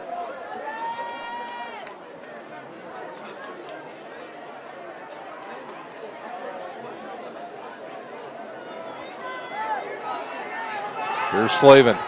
He'll throw again. It's a screen underneath the Sparrow. Good hands there by Sparrow. And he's close to first down yardage, and he gets it, and he's inside the 10.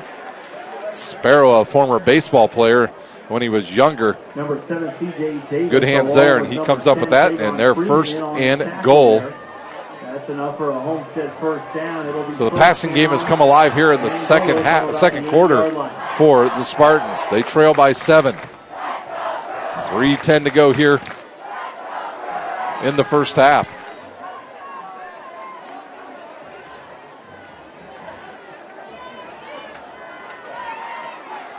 Smith in the backfield. They'll bring Anderson across the formation and give him the ball in the jet sweep. He tries to get to the outside, and there's nothing there. Pickup of about a yard. And they'll keep that clock rolling. Second down and 6.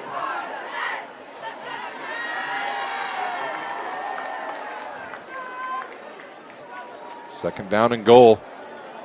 Now from the 6-yard line.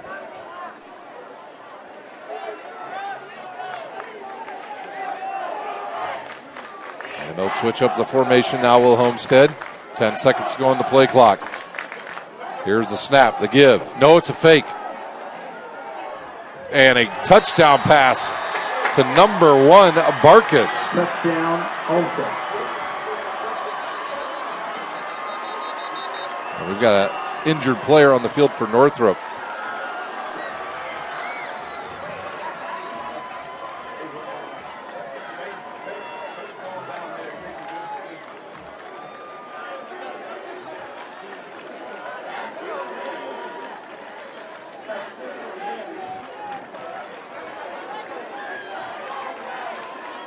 We'll bring on Jarrett. He'll try the extra point here to tie things up here late in the first half.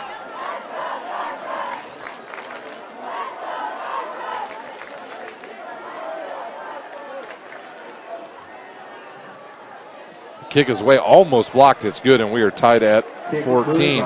We'll take a timeout. When we come back, we will have the kickoff. You're watching Indiana High School football on SummitCitySports.com. Homestead 14. This is an invitation to join a movement propelled by people who care and members who have a share in the place they bank. Good morning, Sam. So when you have the chance to get your first home loan, you know an expert will guide you every step of the way. Or when it's time to buy your new car, you'll be treated like more than just a credit score. Good news, ProFed can get you that payment. This is an invitation to a place where simply belonging can help enrich your whole community. ProFed Credit Union. You're invited.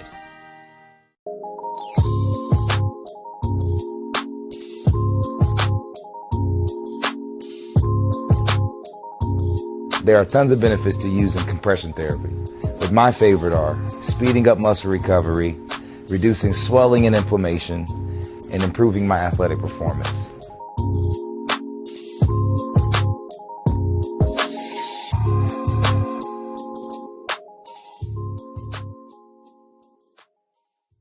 On the kick, number 60, Cameron Jarrett. And our ball falls off the tee here. There's absolutely no wind, and it blew off the tee. Number 12, David Schmink. Schmink back to return, along with Michael Davis back there to return for Northrop. And the den, the student section alive here right in front of us. Northrop will have about less than 2 minutes to deal with here at the end of this first half to have the ball, and that was a weird-looking kick, and it takes a big bounce and picked up there. Oh, an open area. He's off. One man to beat. He gets by him. That's number 12. He'll keep going. Wow, what a return for Northrop. Jaden Schmink with a big return. Taken out of bounds at about the Northrop 32-yard line, where the Bruins will take The over. Bruins in business again. So they've got just under 2 minutes, a minute 59 to work with here, and they are inside the 35 of Homestead. Schmink with just some good patience there and busted through the hole and picked up huge yardage for Northrop. Looks like Bates will stay in there and lead the offense again here.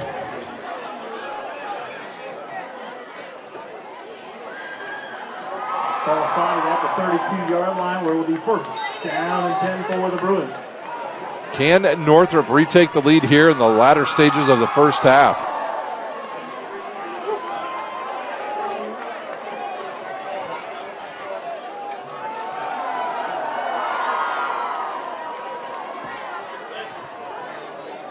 Bates with three receivers on the far side of the field. Single receiver here to the near side. He'll keep it, nowhere to go. And he gets back to the line of scrimmage, and that is it. To about the 31-yard line. Coach Dorfler here, he may be trying to use up some clock and make sure Homestead has no time left. Coach Zalman elects to use no time out there. They'll even give him a yard on that play. And Bates will get the play, come back in the huddle. That front three there for Homestead has been staunch all night. Northrop has got their points through the air here in the first half. And they got to get set. 5 seconds. Bates now will wait. And he'll give it to his running back. And there's not much running room there. Maybe about a yard and a half. Just beyond the 30-yard line. So it's inside they'll mark it right at the 30 now. Within 1 minute to play here in the first half. Ball spotted right. And Northrop in no hurry. Third down and 7 for the Bruins. Will they keep it on the ground, or will they try to take a shot in the air here with less than a minute to play in the first half? At halftime, we'll try to get the scores from around the area for you. A lot of games already at halftime. And it's Bates. He'll look. He'll fire. In the middle. Oh, and a big hit. That ball from Bates deflected, intended. Number 13, Galvin, took a big shot there by number 9. Right around the 15-yard line. Schultz with the big hit. He's going to come off the field. In the second quarter, 15 seconds remaining in the first half. It'll be fourth down and 7. Ball spotted at the 30-yard line. And we'll see see if Northrop just tries to take a shot to the end zone here. They need 7 for the first down. They've got, I believe, 1 timeout left here in the first half.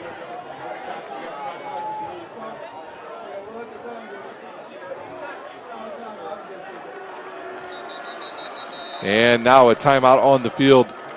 Homestead will use one as well. We'll be back in about 30 seconds. You're watching Indiana High School football on SummitCitySports.com.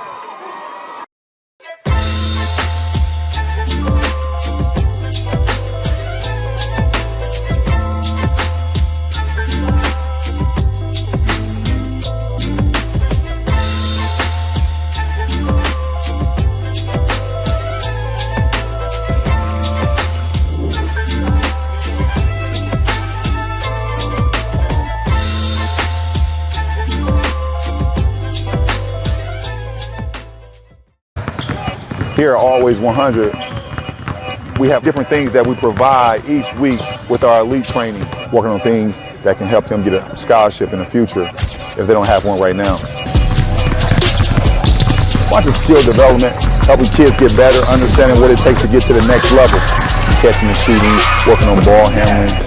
In the last 5 years, we had over 200 kids that's able to play basketball at some places from the NAIA, Division III, Division II, or Division I level. 4th down and 7 now for Northrop. 15 ticks left on the clock here in the first half. Bates in the pistol formation, 2 receivers each side. I don't believe Homestead's going to come with a blitz here. It's a trick play. And that will go nowhere, boys and girls. Who was that? Was that big number 57? That was Chrisman. He was not fooled. And he takes down the Bruin, and they will have the ball right at midfield with 7 seconds to go here in the first half. 7 seconds remaining. So what will Homestead elect to do? Will they try to go into the air? I tell you, they've been able to get some passes over the middle here late in this first half. And here comes our lights. And they're bright. Brand new lights here at Spooler. And the minute they turned on, the whole field lit up.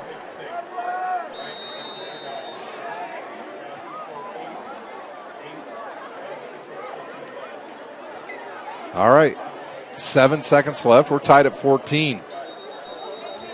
And a timeout now well, they haven't decided to tell us. It's Northrop with the timeout. Timeout called by Northrop. That is their third timeout of the half. Big Eyed Fish has been around the Northeast Indiana area for generations. Like their Facebook page for updated promotions. Enjoy the best fish in Fort Wayne in a family-friendly environment at Big Eyed Fish. Kelly Automotive Group is Indiana's #1 automotive group with over 1,000 new vehicles and 500 pre-owned vehicles to choose from. Please visit drivekelly.com. Simple, transparent, reliable. Tom Steel Tire has been servicing the Fort Wayne area for over 40 years. They'll help you find the perfect tire for your vehicle.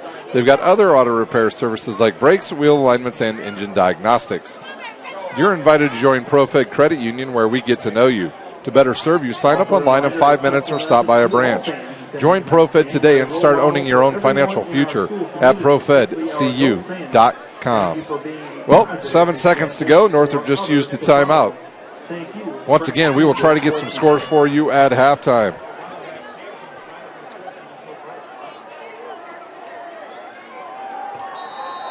And Northrop is going to play prevent defense. They've got 3 guys standing back around their 15, so they can throw it underneath and try to break a couple tackles, can Homestead. And we'll see what Slavin decides to do. He will. He'll throw it underneath. This time it looks like they're going to get it to number 2. He'll bounce off one guy and gets dropped from behind by number 87. That was Anderson, and that will do it for the first half. Rich comes from behind and knocks him down, and that will do it. We are headed to halftime here at Spooler Stadium. We'll take a timeout. When we come back, hopefully we'll have some scores from around the area. You're watching Indiana High School football on SummitCitySports.com. Welcome to the Summit City, home to the 260's dedicated high school athletes and fans.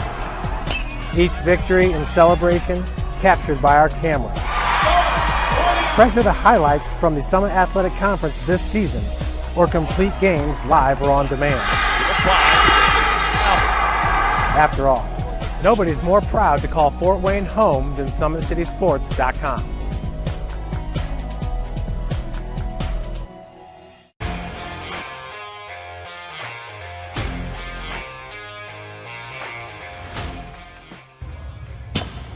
I like to stay active. I try to come in here at least 3 times a week and just get my 1-hour workout in.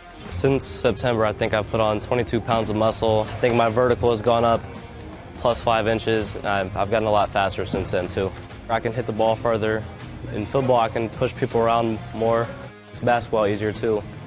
Just being stronger just makes everything easier. Brandon started with gym rats basketball training. After one of the sessions, he came up to me and he wanted to know if he could do more. So Brandon started the EDGE program in November, in addition to the club training he was doing, because it offers personalized programming for his athletic goals. PSN Performance uses a long-term athletic development pyramid. At such a young age, it's really good for Brandon to set the foundation of athletic development. Since he is in season all year round, he has to be ready for all the physical demands. So he does a lot more strength training, just because in basketball he sprints and cuts a lot. In baseball he's doing a lot of sprinting. In football he does a lot of sprinting and jumping. So preparing him to withstand the physical demands of those games, he does a lot more strength training. I like all the lower body stuff the best. I do goblet squats, split squats, back squat, front squat, a lot of those. Tyler knows what's best for me. He always points me in the right direction. He just pushes me to go harder every day. I was once a Southside kid who was led on a journey by high school football. A journey that taught me discipline, toughness, and the skills that made me a success. As a businessman with a CPA license who owns his own firm, I still use the building blocks of high school sports in my everyday life. Someday sports will end no matter what level you reach, but you will be left with the skills to compete in the next game, the game of life.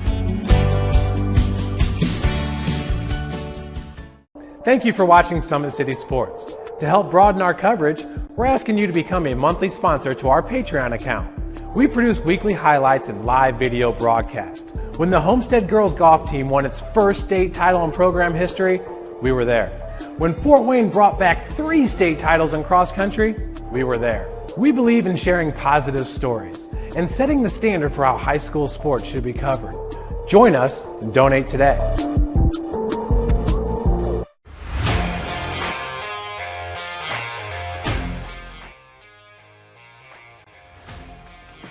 I just want to be the best in basketball. So I want to be the greatest of all time to play women's basketball. So I just know there's people out there working just as much as me. So I just want to keep working hard and keep that intensity going. And so one day I can pursue my dreams of being in the WNBA and playing overseas. So I just want bigger things to come in my life. I remember when I started in March, she could do 0 pull-ups. She did have a great 25-inch vertical when she first started. She only weighed 150 pounds. One of our main mottos is do the simple things exceedingly well, and that's where we started. So we started the foundation, building her base, and now we've got to basically the peak of our pyramid of things that we can do with her. So we didn't skip any levels. We did all the basics, and she got really, really good at them, and that's what's led her to become as great as she is at basketball and performance.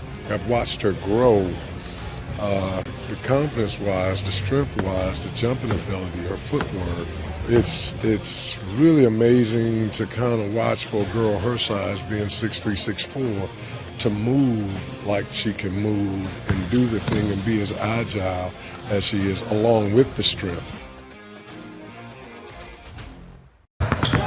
Here at Always 100, we have different things that we provide each week with our elite training, working on things that can help them get a scholarship in the future if they don't have one right now. Watching skill development, helping kids get better, understanding what it takes to get to the next level. Catching and shooting, working on ball handling. In the last 5 years, we had over 200 kids just able to play basketball at some places from the NAIA, Division III, Division II, or Division I level.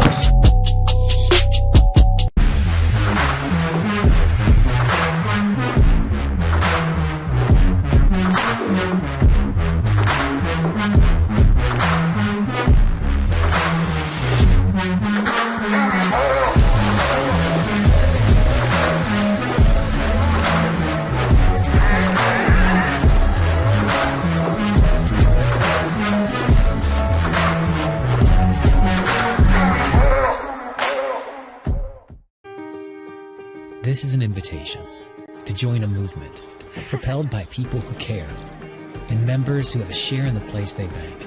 Good morning, Sam. So when you have the chance to get your first home loan, you know an expert will guide you every step of the way.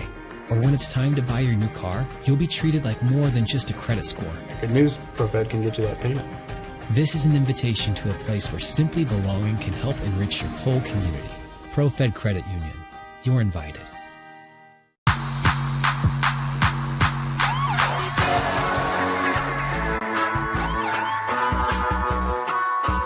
I choose to do whole body cryotherapy after practices, games, and training.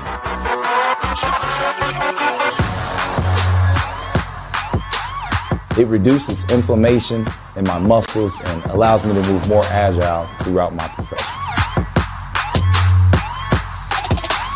I became a believer in iCryo after my severe injury in college at Notre Dame, tore my ACL, and I was looking for ways to recover, ways to get back on the field. So I'm thankful for iCryo.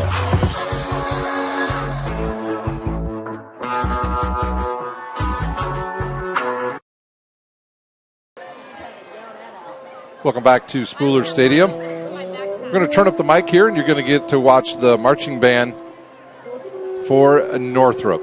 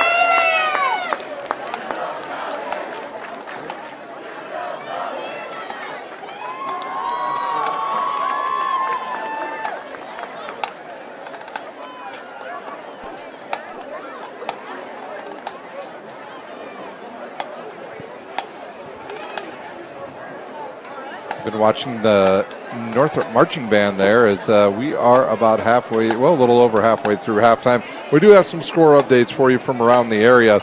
It is Bishop DeWenger leading Wayne 16-0. At halftime, Carroll leads 24-23 over Bishop Luers. It is 21-17 Northside over Snyder with a wild ending to the first half.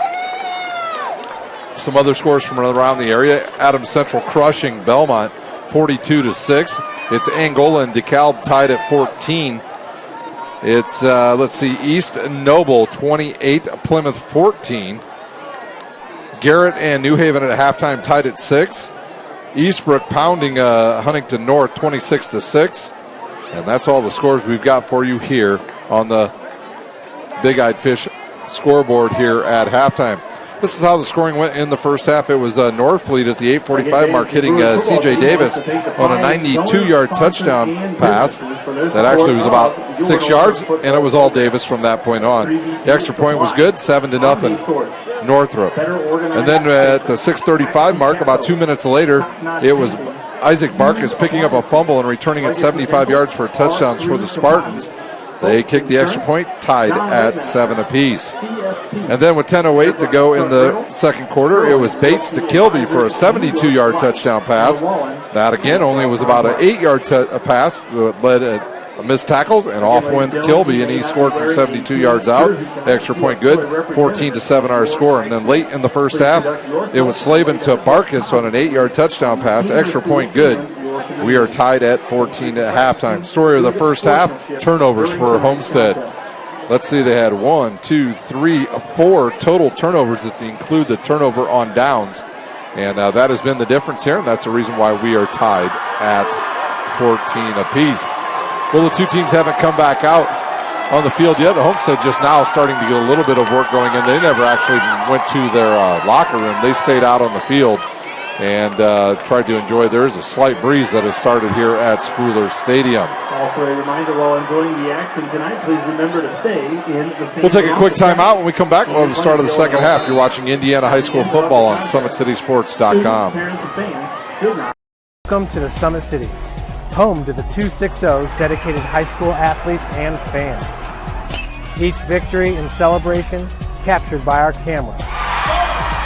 Treasure the highlights from the Summit Athletic Conference this season, or complete games live or on demand.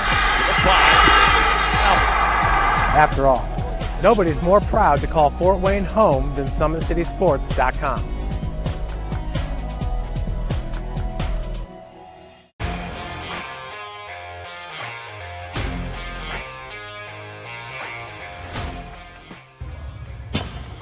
I like to stay active. I try to come in here at least 3 times a week and just get my 1-hour workout in.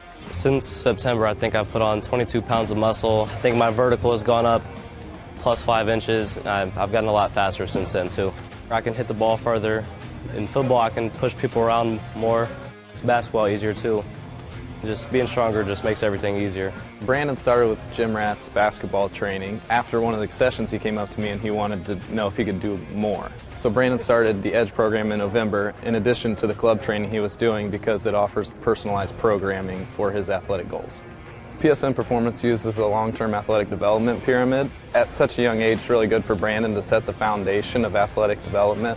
Since he is in season all year round, he has to be ready for all the physical demands. So he does a lot more strength training, just because in basketball he sprints and cuts a lot. In baseball he's doing a lot of sprinting. In football he does a lot of sprinting and jumping. So preparing him to withstand the physical demands of those games, he does a lot more strength training. I like all the lower body stuff the best. I do goblet squats, split squats, back squat, front squat, a lot of those. Tyler knows what's best for me. He always points me in the right direction. He just pushes me to go harder every day.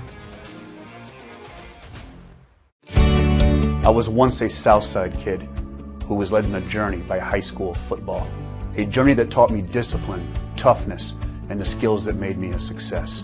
As a businessman with a CPA license who owns his own firm, I still use the building blocks of high school sports in my everyday life. Someday sports will end no matter what level you reach, but you will be left with the skills to compete in the next game, the game of life. Thank you for watching Summit City Sports. To help broaden our coverage, we're asking you to become a monthly sponsor to our Patreon account. We produce weekly highlights and live video broadcast. When the Homestead girls golf team won its first state title in program history, we were there. When Fort Wayne brought back 3 state titles in cross country, we were there.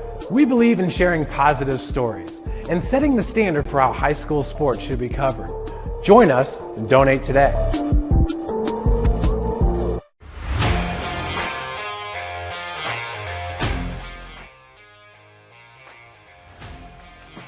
I just want to be the best in basketball. I want to be the greatest of all time to play women's basketball. So I just know there's people out there working just as much as me. So I just want to keep working hard and keep that intensity going. And so one day I can pursue my dreams of being in the WNBA and playing overseas. So I just want bigger things to come in my life. I remember when I started in March, she could do 0 pull-ups. She did have a great 25-inch vertical when she first started. She only weighed 150 pounds. One of our main mottos is do the simple things exceedingly well, and that's where we started. So we started the foundation, building her base, and now we've got to basically the peak of our pyramid of things that we can do with her. So we didn't skip any levels. We did all the basics, and she got really, really good at them, and that's what's led her to become as great as she is at basketball and performance. I've watched her grow, the confidence-wise, the strength-wise, the jumping ability, her footwork. It's really amazing to kind of watch for a girl her size, being 6'3", 6'4", to move like she can move and do the thing and be as agile as she is, along with the strength. Here at Always 100, we have different things that we provide each week with our elite training, working on things that can help them get a scholarship in the future if they don't have one right now. Watching skill development, helping kids get better, understanding what it takes to get to the next level. Catching and shooting, working on ball handling. In the last 5 years, we had over 200 kids that's able to play basketball at some places from the NAIA, Division III, Division II, or Division I level.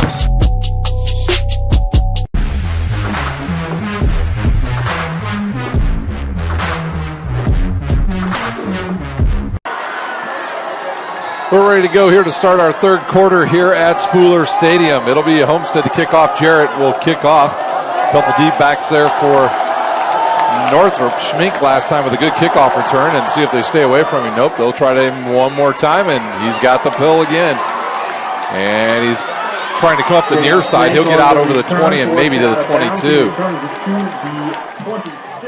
Our final score update from the Summit Athletic Conference. It's a beatdown. Concordia is clobbering Southside 35-6 in the second half.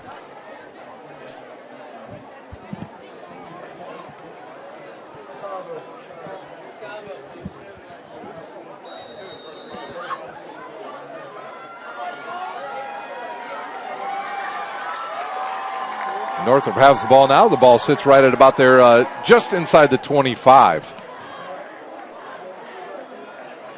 Norfleet back out on the field.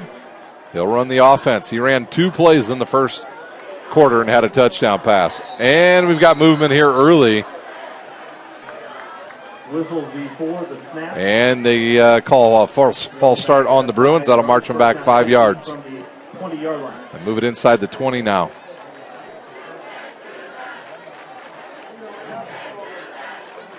Score update in second half action is Concordia 35 at Southside 6. Again, that is second half action. So 1st and 15 down now for the Bruins.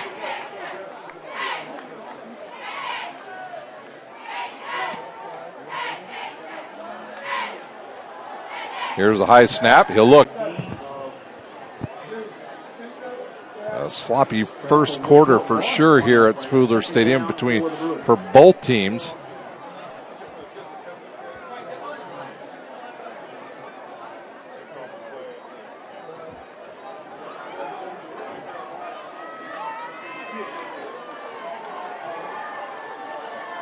Here's Norfleet again. He'll stare. He'll fire to the outside and just off the fingertips of his intended receiver. Galvan again. And we've got a young man had his helmet come off, so he's got to come out for a play. So they'll need to bring out another offensive lineman, Will Northrop. From the 17-yard line now, it's 3rd and about 18 or 19. 18, they'll say on the scoreboard with 11:10 to go here in the third quarter.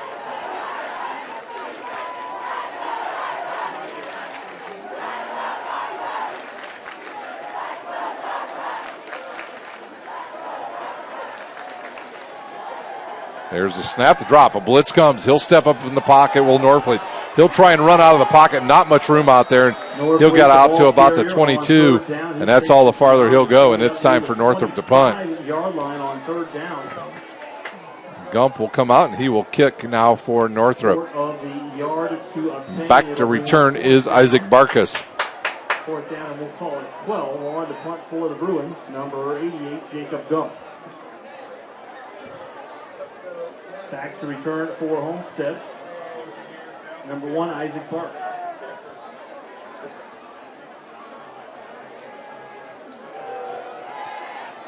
Gump will wait. And a wobbly snap. Kicks away, almost blocked. A high end over end. Barkas will field it and doesn't get much there. In fact, did he lose the ball? No, he did not. He's dropped right at about the 45. On the play immediately by a couple of Bruins just inside. Nope, they're going to mark it at the 44. Take over at the 44-yard line. And we've got a player down, a cramp. That's number 4, Collins, that's down.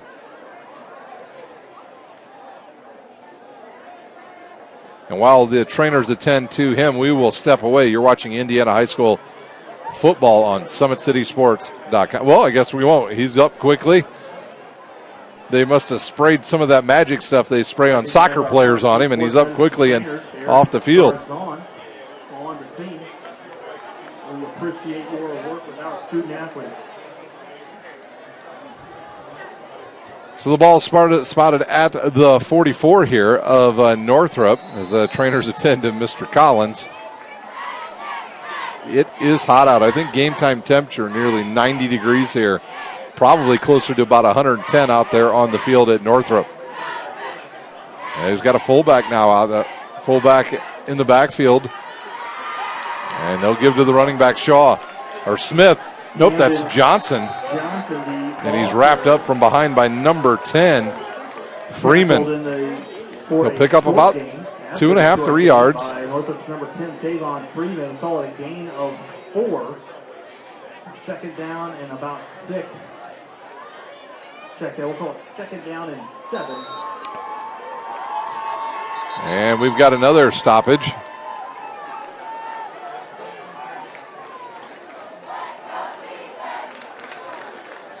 An official timeout, and they'll send another Bruin off.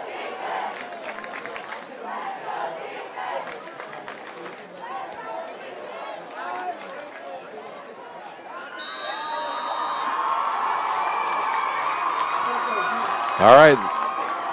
It is second down and 7 now for Homestead. Slavin a look. He'll fire a quick shot underneath. Slavin connects on the second down play. To his tight end, number 87. Quickly there by Northrop, 41, David Hunter. That is Grant Heyer with the catch. So a short third down and 2. Number 87, Grant Heyer just short of the line to gain. It'll be third down for the Bruin defense. Can the Bruins defense stop them once again here on third down? Or will the drive continue for Homestead? Slavin will look, he'll give. Good hole there, and I think it's going to be close enough for first down yardage. Number 40, Johnson on the carry. Johnson again with the carry. And they're going to give him the first down. Hinton with the tackle, but not after he got the first down. So the clock continues to run here. Under 9 minutes to go here in the third quarter. We're tied at 14.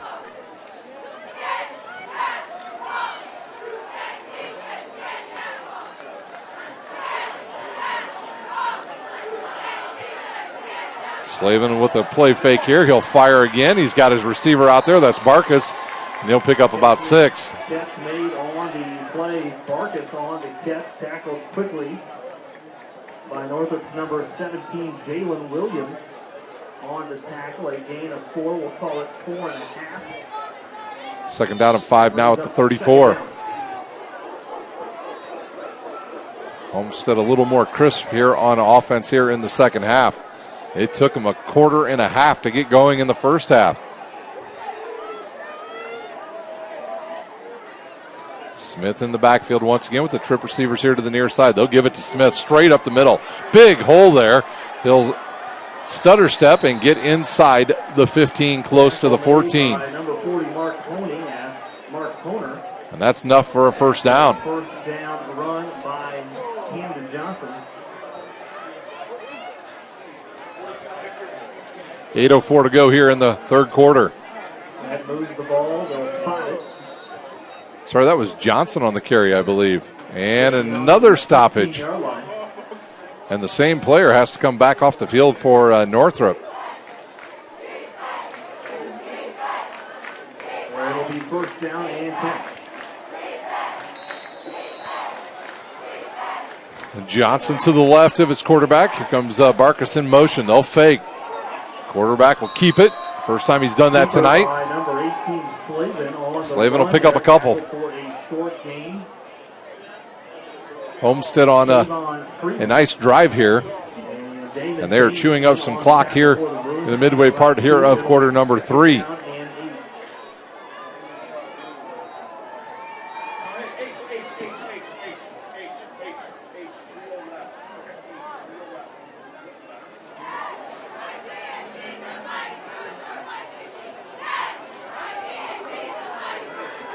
Play clock down to 9 seconds here. Homestead with a little bit of confusion here on offense. Will they get set? They do. Slavin will wait. He'll snap it with 2. He'll roll to his left, and we've got a flag. And a couple players' feet get tangled up, and we'll see what the flag is. Number 2.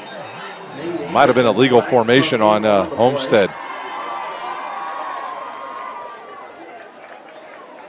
Legal procedure, and it'll push Homestead back 5. And it'll bring up a second down and 13 unless Northrop decides to take the play. If they take the play, it'll be second down and 8. Or third down and 8. I think they're going to push him back. Nope, they decline it. That penalty declined. That'll bring up third down for the Bruin defense. So they're going to they'll have to respot the ball. They move the ball back to 5 yards. Some confusion here because I saw the head official said that Northrop declined the penalty, but the rest of the officials moved the ball back. And so they got to move it back up 5 yards, which would make it third down and 8. Because I did see the head officials say that Northrop declined it. We want to make our Homestead fans aware. Homestead fans, you will exit the north exit. You will exit the north exit after today's contest finishes, also known as to your left. So it's third and 8 now after we've got that all figured out. The official's a little rusty as well. First game of the season. Slavin with Johnson to his left. And offset back as well. Slavin will roll, and he'll hand off to Johnson. He's got some room. Can he get around that one? Nowhere to go. Thrown down for a loss of 2. Hinton says you will not get the edge, so they'll have to try a field goal now. Jarrett will come out. It'll bring up fourth down now. The ball sits right about the, let's see where they mark it, the 14, so it'll be a 29-yard field goal attempt. Field goal attempt coming from about the 21-yard line for the Spartans.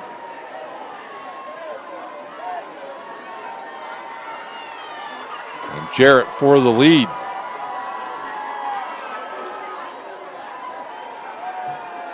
We'll make it a 31-yard field goal. Here's the rush. The kick is away. It's good. It is true. A 31-yard field goal. Is good. And we'll take a timeout. You're watching Indiana High School football on SummitCitySports.com. Cameron Jarrett.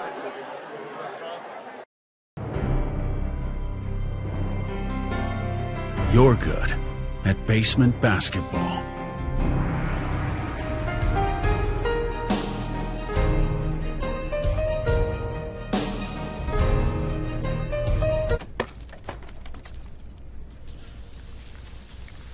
We're good at your insurance.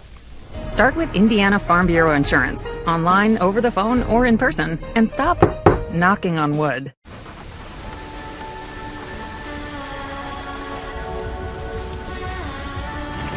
You're good at keeping the car clean.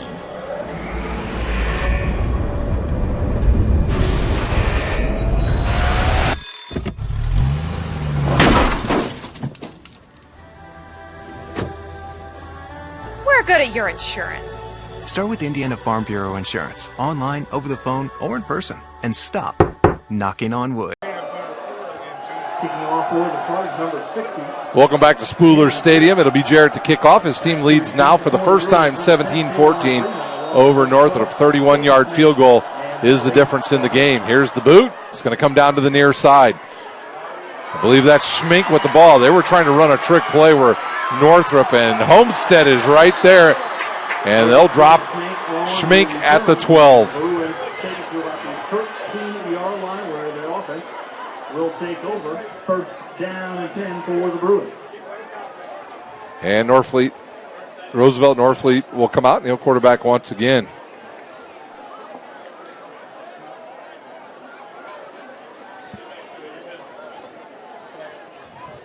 .606 to play here in the third quarter. See if Northrop can get some rhythm going on offense once again. They've had good success when they've tried to muddle things up and throw things in the middle.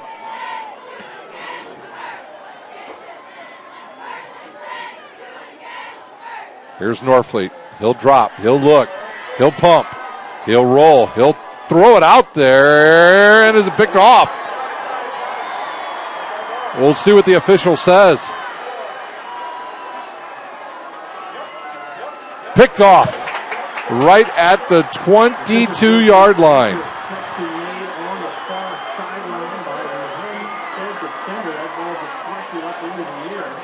The ball got deflected in the air and picked off over there by Homestead, and they're in business again. Looks like they're going to spot the ball maybe at the 27. We'll mark it at the 27, not the 22. 22-yard line.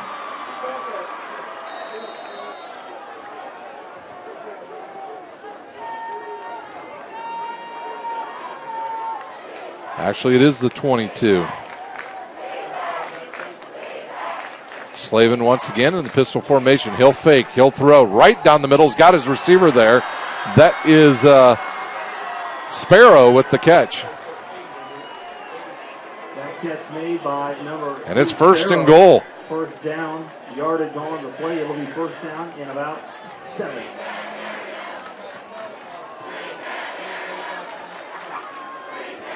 The ball sits at the 7, so first and goal from the 7.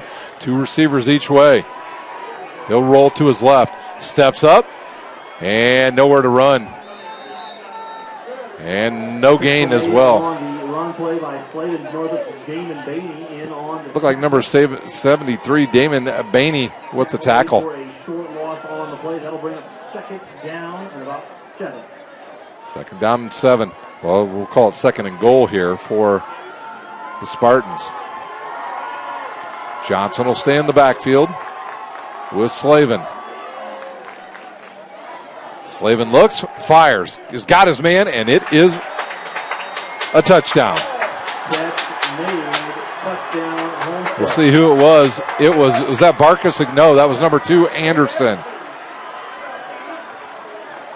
Homestead's Nate Anderson on the touchdown reception.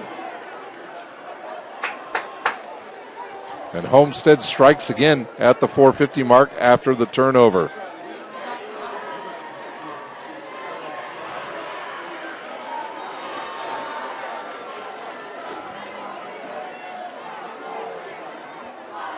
Jarrett back on to kick the extra point now.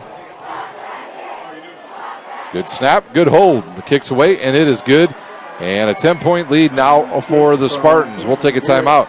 You're watching Indiana high school football on SummitCitySports.com. This is an invitation to join a movement propelled by people who care and members who have a share in the place they bank. Good morning, Sam. So when you have the chance to get your first home loan, you know an expert will guide you every step of the way. Or when it's time to buy your new car, you'll be treated like more than just a credit score. Good news, ProFed can get you that payment. This is an invitation to a place where simply belonging can help enrich your whole community. ProFed Credit Union. You're invited.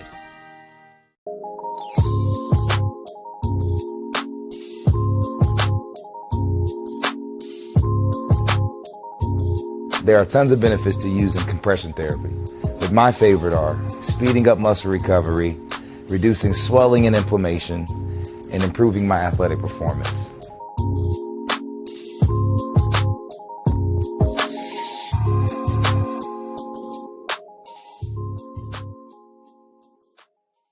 for the Spartans. Number 60, Cameron Jarrett, back to receive for the Bruins. Tavon Jarrett to kick off once again for the Spartans here. They lead by 10. Here's the boot. It'll come down right around the 15. And nowhere to go, and wrapped up at about the 24 is Northrop. Some score updates from, these were halftime scores from around the area. Let's see, it was Manchester over North Miami 36-0. It was Southwood beating Rochester 20-6, number one team in the state in 1A. South Adams cruising over Winchester 35-0. Bluffton leading Northfield 14-0. Busco over Columbia City 7-0. Central Noble led 14-7 over Weston Noble, and it was Jay County 12, Blackford nothing. So those are some of the scores from around the area as we head into the middle part here of quarter number 3. It's Bates in now to quarterback for Northrop. They trail by 10, 4:42 to play in the third quarter. Play clock down to 9. He'll shift his running back over to his right side. He'll give it to his running back. A little bit of room there and a pickup of 2. Neighbor back in the game as well. Gain of about 2.5, 3 yards on the play. It'll be second down and 8 for the Bruins. And Bates once again will stand there as a signal caller. He runs the offense slightly faster than Norfleet. Not that he is faster, he just makes them go quicker. He'll drop, he'll look, he'll spin the ball to the outside. He's got his receiver out there. And that's number 13, Galvan with the catch, and it's enough for a first down. On the reception, that'll be enough for a Bruin first down. And that's just what Northrop needed. Get a little momentum going here as we get closer to the fourth quarter. 4 minutes to go here in the third quarter. Bates will wait. And now he'll slow it up, look over at his head coach, and he'll change the play. Snap, and the give. Tough sledding in there. Neighbor, not many on that one, barely back to the line of scrimmage. Short gain on the play. That'll bring up second down for the Bruins.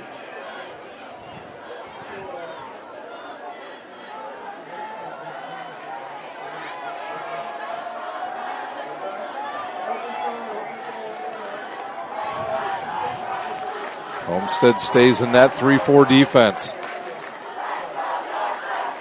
Bates will wait. He'll get the snap. He'll look right. Throws deep. He's got a guy out there. Good pass just out of the reach of Galvan. Galvan on the near sideline. Just a straight fly pattern there by Galvan. Had a little bit of room. And it's over his fingertips about a half a yard. 3:02 to go here in quarter number 3.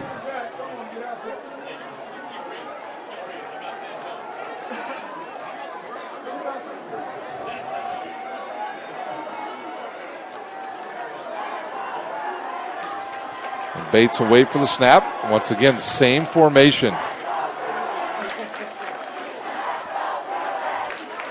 Here comes the blitz.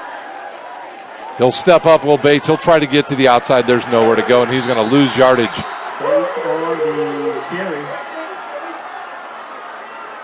A host of Spartans back there. Crispin and number 9 back there as well. That'll bring up fourth down for the Bruins. Max Schultz. Punt for Northrop, number 88, Jacob Gump. Gump back into punt here in the third quarter for Northrop. We'll go under 2:30 to go here in the third quarter. The Homestead defense almost got to him on the last punt. Better snap. And they almost got there again. Another end over end. That one doesn't go very far, but it takes a Bruins bounce. Goes down inside the 30. And it'll start at about the 27-yard line. Makes it to about the Homestead at 27-yard line. The officials will spot it. Homestead will take over on their own 27-yard line. 2:07 remaining in quarter number 3. Let's see if we've got any scores here we can update you on. keys. If you happen to discover these car keys, we ask that you turn them into the main entrance. No score up. A lot of teams probably still at halftime.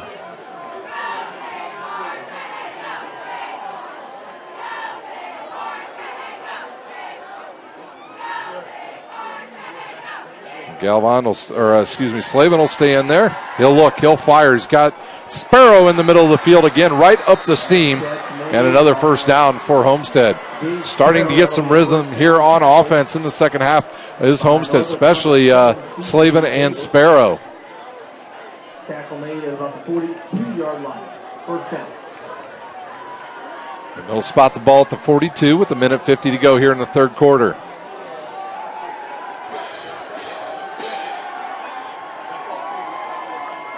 Slavin patient here. He'll eyeball that Northrop defense. They're in a 4-3 defense right now. They show blitz, and here comes up the B gap. Slavin will step up. He'll fire. He's got a receiver in just out of the reach of number 87. For number 87, Grant Hire. Couldn't reel that one in. Second down and 10 now for Homestead. They've picked up the tempo a little bit on offense as well.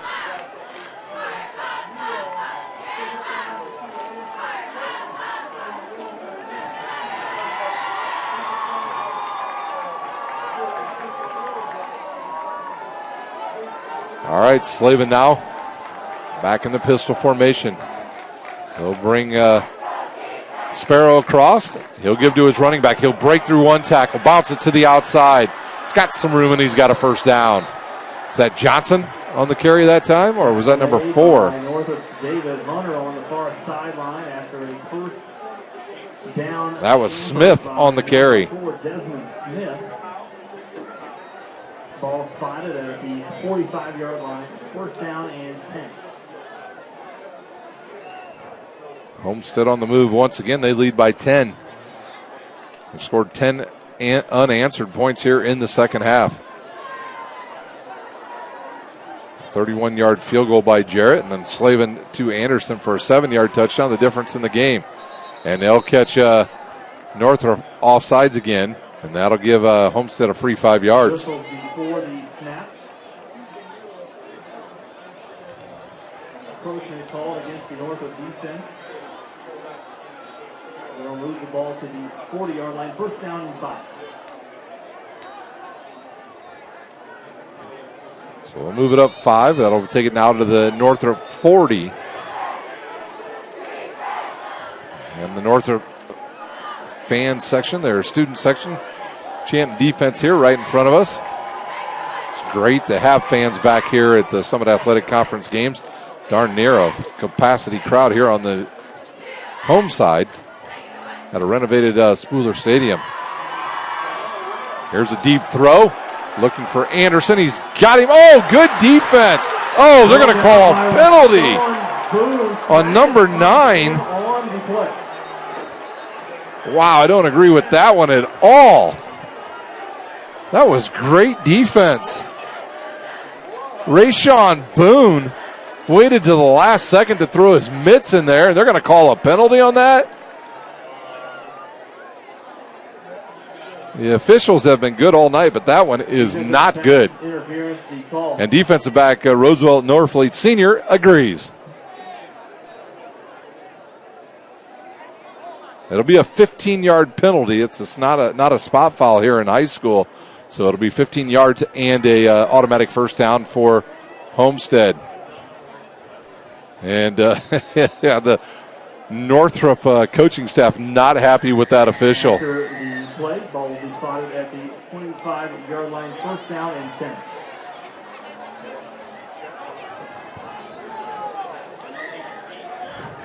We've got less than 50 seconds to go here in this third quarter. The ball will rest now at the 25 of Northrop after the penalty. Here's the snap and the give. It's Smith straight up the middle, and he gets blasted. Number 4 on the carry, tackle made by Northrop's number 3, Desmond Shaw. take a look at this on the Traction AP replay. I hope Smith had his shoes tied up because he just got decleated. It'll be second down and 3. He had daylight and then bam. That was number 21 for Northrop. Rogers with the lick. It was a pickup of 8. Second down and 2. And they'll give right back to Smith straight up the middle on some misdirection there, and he'll have enough for a first down. And it'll be first and goal at about the 5. That big offensive line of Homestead starting to wear on the defense of Northrop. And that's the final core here. Final play probably here in quarter number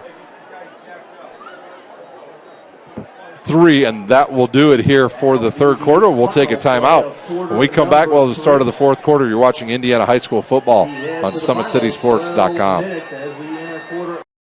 I'm Matt Wolford, president of the IHSAA Foundation, and we need your help. We need your help so the youth of our community can develop advanced leadership skills. We need your help giving high school administrators and coaches the instruction and insight they need to be better role models and teachers. To learn more or to make a tax-deductible contribution, go to ihsaafoundation.org. You'll not only be contributing to the foundation of the IHSAA, you'll be contributing to the foundation of our community.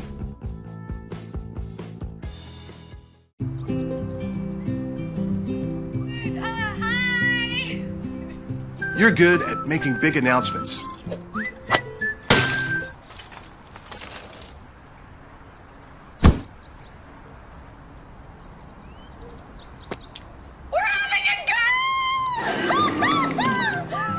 We're good at your insurance. Start with Indiana Farm Bureau Insurance, online, over the phone, or in person, and stop knocking on wood.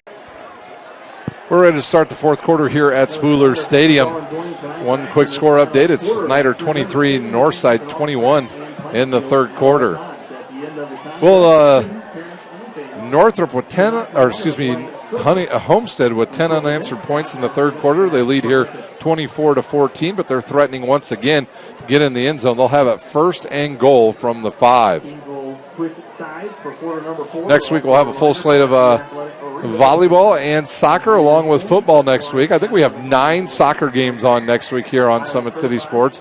I know I've got 2 volleyball games I'll be covering, and then we'll have a host of Summit Athletic Conference and NE8 football games for you next week on Friday night.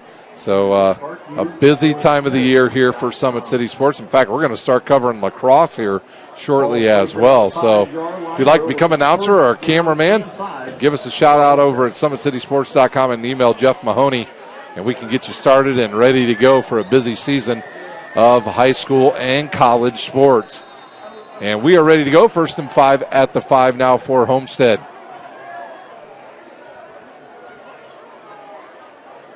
And they'll motion Sparrow across. He'll be the lead blocker now, and it's straight up the middle and a touchdown. Smith from 5 yards out. And that's at the 11:54 mark of the fourth quarter.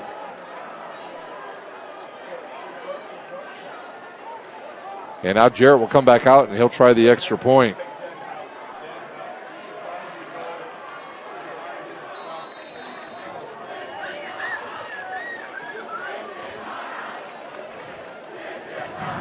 (30-14) our score here. Jarrett to try to make it 31. Here comes the rush. And they try to get to him. They do not, and it's good. 31-14 our score. We'll step away. You're watching Indiana High School football on SummitCitySports.com. At the 11:54 mark.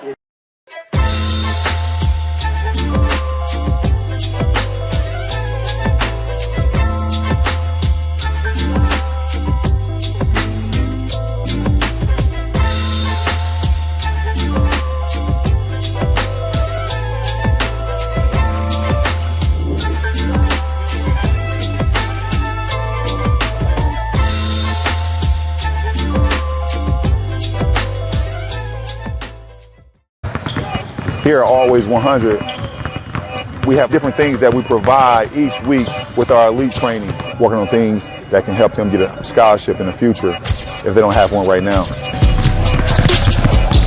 Watch the skill development helping kids get better, understanding what it takes to get to the next level. Catching and shooting, working on ball handling.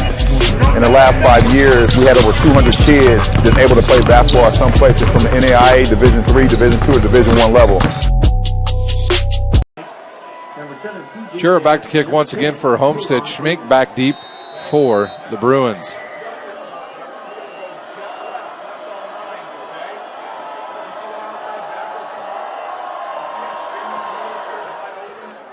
This is a nice kick. It'll come down at the 5. And a big hit at about the 25, and they'll actually make it the 22. Not much room for Davis. 1 yard line where the Bruin offense will take over.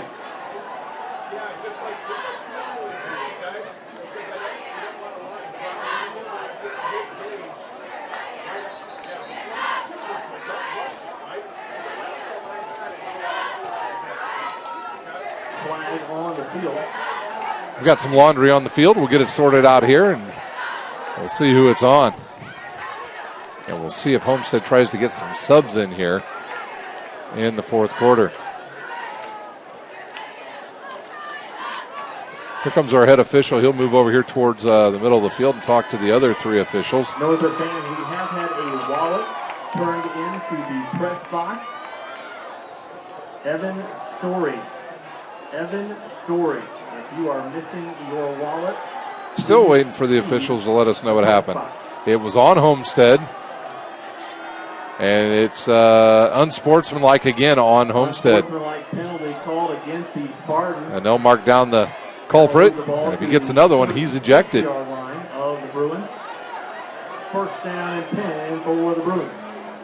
A final out at Woodland. They're already done. Leo wins 43-12 tonight over Woodland.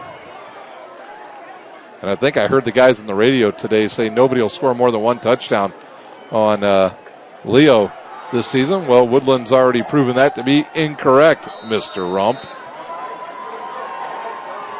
Had the right team, wrong score.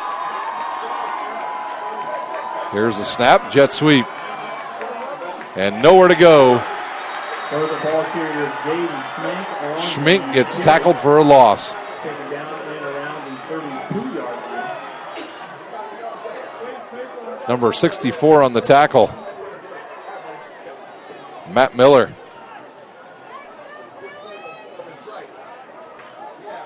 Just starting the fourth quarter at Concordia. 35-6, the Cadets lead Southside. Second down and 14 from the 32 now for the Bruins.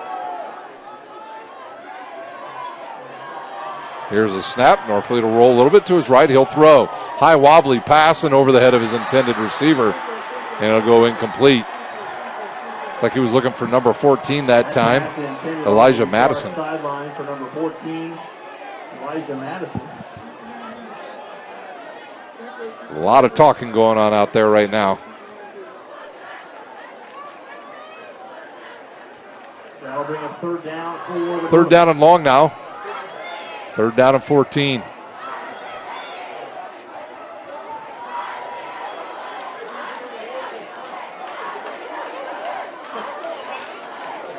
Norfleet will wait. Here comes the blitz again. They'll back out, throws it over the middle, and overthrows his intended receiver, number 1, Kilby. And the punting unit will have to come back out for the Bruins. He actually had a receiver open down the field. It looked like it was number 9, Boone, that was open. Couldn't get him the ball. Marcus will receive the punt. He's standing at about his own 40. And they've been close to getting to Mr. Gump here in the second half on these punts. 10:55 to play here in the fourth quarter. Here's the snap. And the kick is a low kick. It'll take a Bruin hop and go right to Barkus. And he's tripped up. Nice tackle there by number 41. Number 41, David Hunter.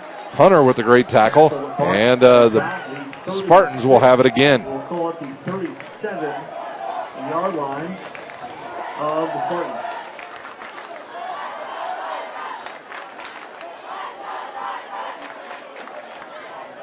Homestead going to try to use some time here with 10:45 to go. Looks like they've got Johnson in the backfield once again with Slavin.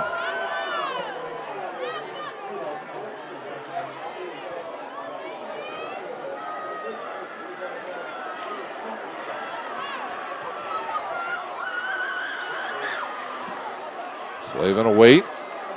And there's some movement there, and they called it. Looked like it didn't engage Sparrow again on the catch, but it's going to come back.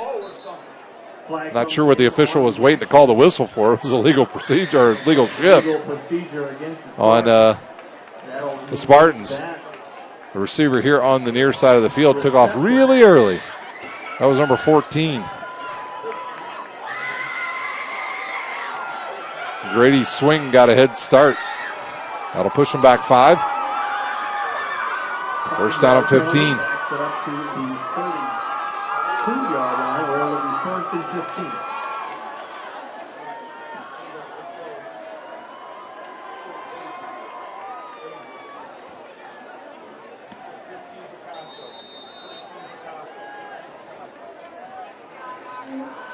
They'll wind the clock. I thought Slavin was going to go under center. He does not. He drops back once again. And he'll look. He'll run it himself straight up the middle and picks up about 4. And here's another whistle. So it'll be second down and about 11. That'll bring up second down and 11.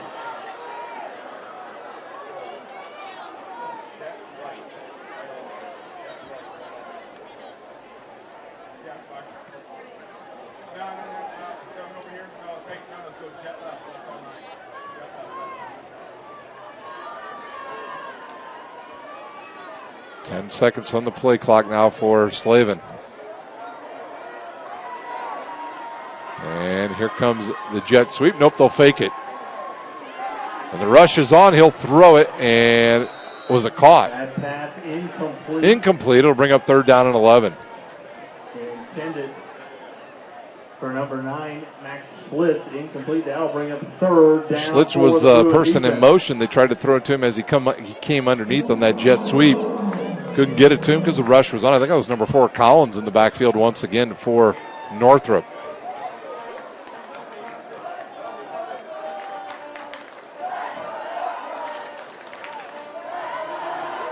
.9:31 to play here in our final quarter. Opening night of high school football in the state of Indiana, and we've got fans. Here's the snap. 3-step drop. He'll look. He'll fire. High arching pass. He's got a receiver. And he dropped it. Anderson, the intended target. What a pass. Boone on the coverage. Take a look at this play by Slavin. Good pass just off the fingertips of Anderson. Jarrett back to punt now for Homestead. I believe it might be his first or second punt of the night. 9:23 to play here in the fourth quarter.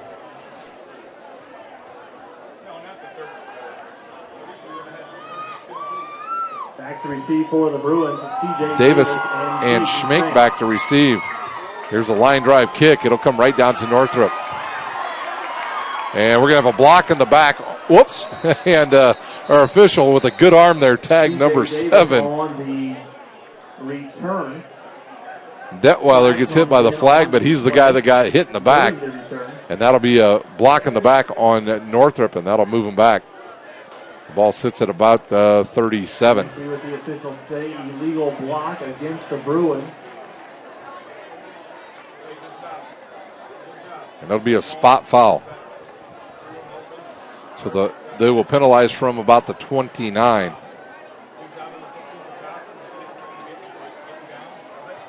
The officials will spot it at the Northrop 19-yard line, where the Bruins will take over. First down and 10 for the Bruins. So Northrop will start at their own 19. They've had the ball at the 12, the 22, and the 14 here in the second half, or excuse me, the 19. And they'll bring Bates back into quarterback.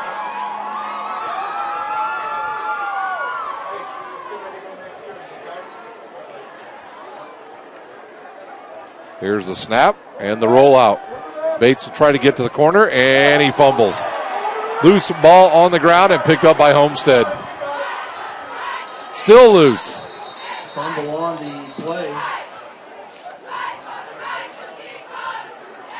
We'll see who they give the ball to. The Homestead guys aren't celebrating, so Northrop gets the ball back on the fumble.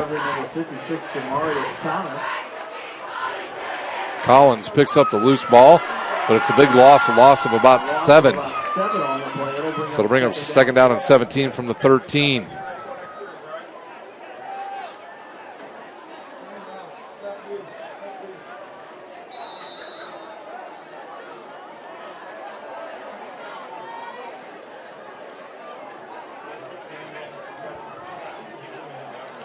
Bates will stay in at quarterback.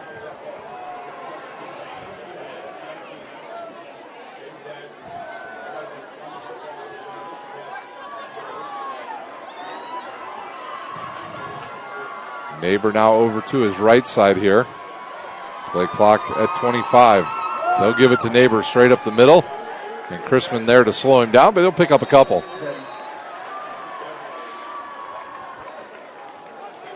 Ball carrier for the Bruins, number 8, Michael Neighbors on the run.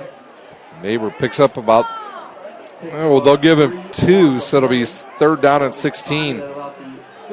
We're under 7:50 to play here in the final quarter.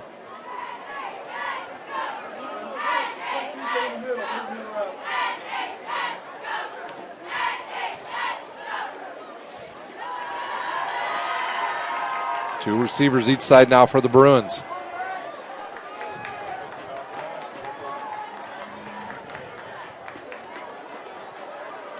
Here's the snap, the drop. He'll look.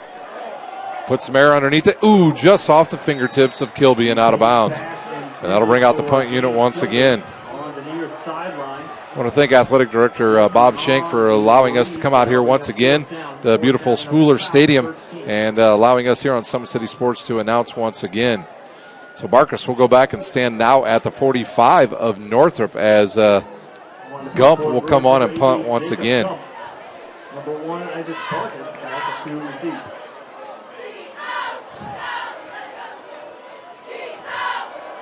Here's a snap, low snap. Kick is away. It'll come here to the near side. It's a knuckleball. It'll take a hop and go out of bounds. And they'll mark it at the punt out of bounds at about the 39. Yard line where Homestead will take over at the 7:05 mark in quarter. So 7:05 to go here in the final quarter.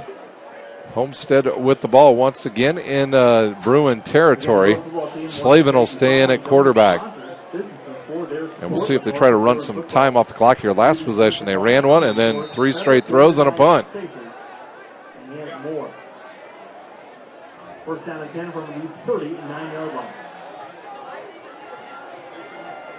I think Northrop really believes they are going to run, and they'll try it. Here's Smith straight up the middle, big lane, and he gets corralled at about the 20 and brought down. Ball carrier, first down yardage.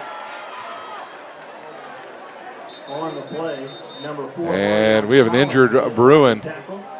That is Collins once again.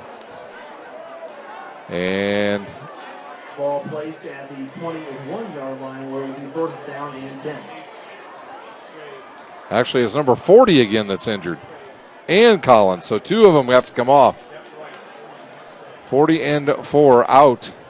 The officials sent them off. Just heard the press box up here for Homestead said, slow down offense. 6:50 to play. 30 seconds on the play clock. Slavin will bring a player in motion. Nope, they're going to go quick again. The handoff to Smith again, straight up the middle, and he'll pick up about 4. Again, the ball carrier on first down.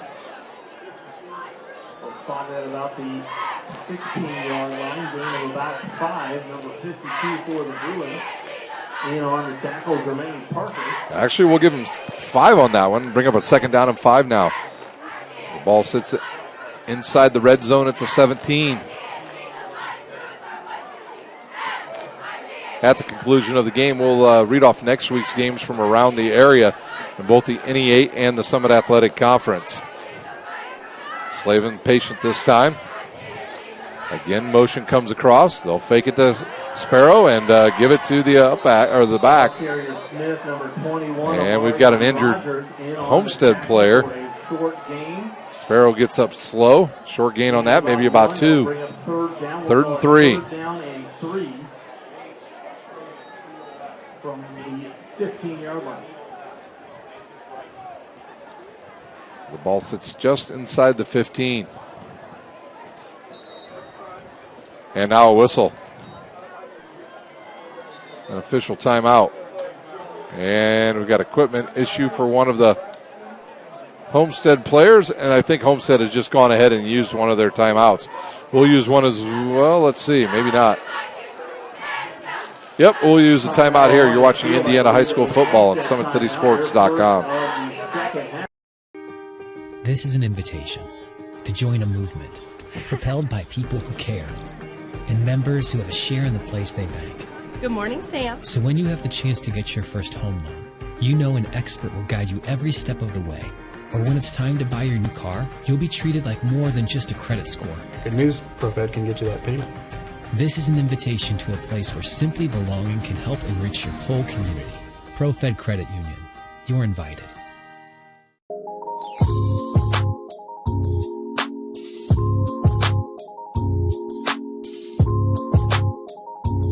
There are tons of benefits to using compression therapy, but my favorite are speeding up muscle recovery, reducing swelling and inflammation, and improving my athletic performance.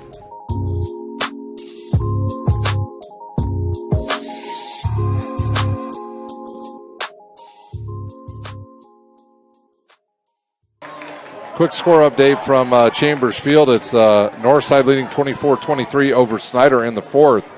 In the fourth quarter out at New Haven. New Haven trails now 18-12 to Garrett. We'll see if there's any other scores from around the area that we can give you here before this play is run.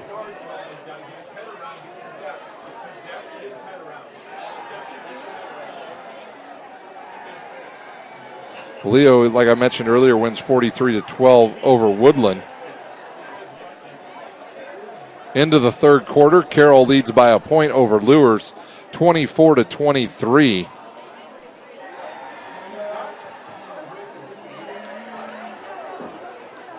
Eastside over Heritage tonight, 35-0. Adams Central defeats Belmont tonight, 49-6. South Bend St. Joe's beating Lakeland 27-0 in the third.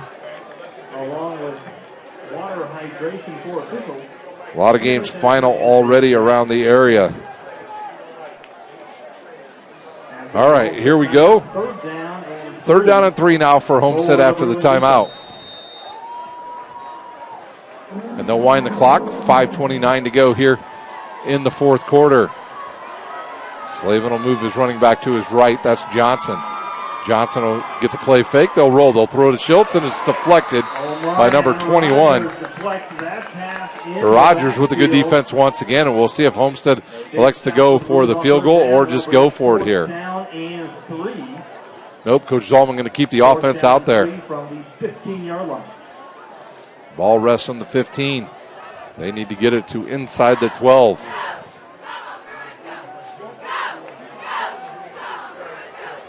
Johnson in the backfield with his quarterback, Slavin. Play clock down to 10.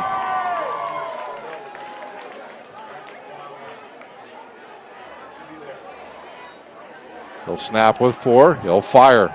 Way over the head of his wide receiver. That pass incomplete, intended for number 80. Turnover on downs. That'll give the ball back to Northrop on the 15. So Northrop will have the ball now with 5:09 to operate the clock. They're going to have a sense of urgency here, and we'll see who comes out at quarterback. It's going to be Roosevelt Norfleet, the third.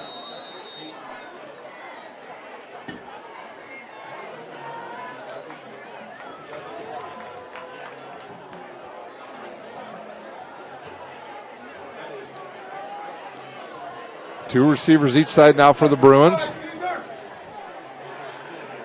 The snap and the give to Neighbor. Nowhere to go. Maybe back to the line of scrimmage. Or the ball carrier, Michael Neighbors, on the handoff.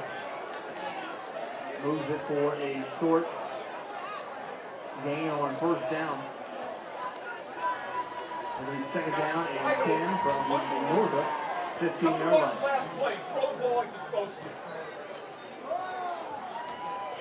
Clock under 4:40 here to go in the final quarter.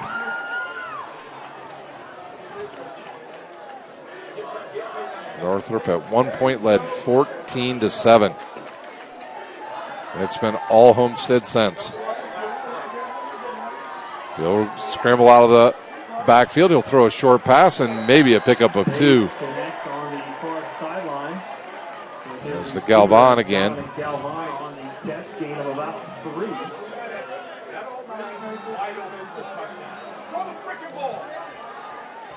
Brings up about 3rd and 7 for the Bruins. There's no pressure. There's no pressure. Just one step drop. Norfleet now with 3:47 to go here with 10 seconds on the play clock. They need a big play here. He'll look, he'll fire. The receiver comes back for the ball, and I believe he'll catch it and go out of bounds, but it won't be enough. It's another reception, I think, by Galvan. He's short of the first down by about a yard, and Northrop's going to have to go for it here. Bring up about 4th down and 2 from the 22-yard line. And they'll go for it here. 4th down and 2 from the 22.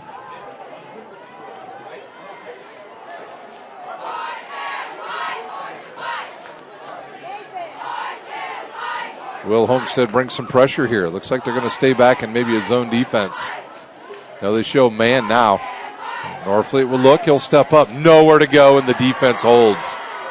And they'll be all over Norfleet, and it'll be another turnover on downs. And a flag. And if this could be an automatic first down now for Northrop. If it's unsportsmanlike again, it's at the end of the play. We'll see what they decide to do here. The defense has stayed on the field, so they know this is coming against them. No, they're going to say it's on Northrop.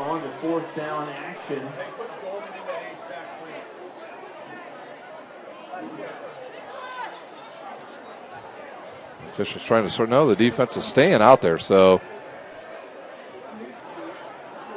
officials having a meeting with Homestead.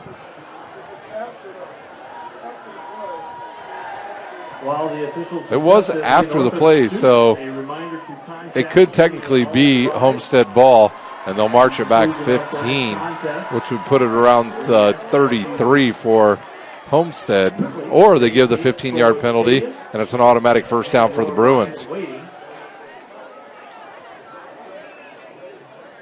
reminder, all Northrop fans should. And we are going to see what they decide to do here. And they have not said who has the ball, who the penalty was on, nothing.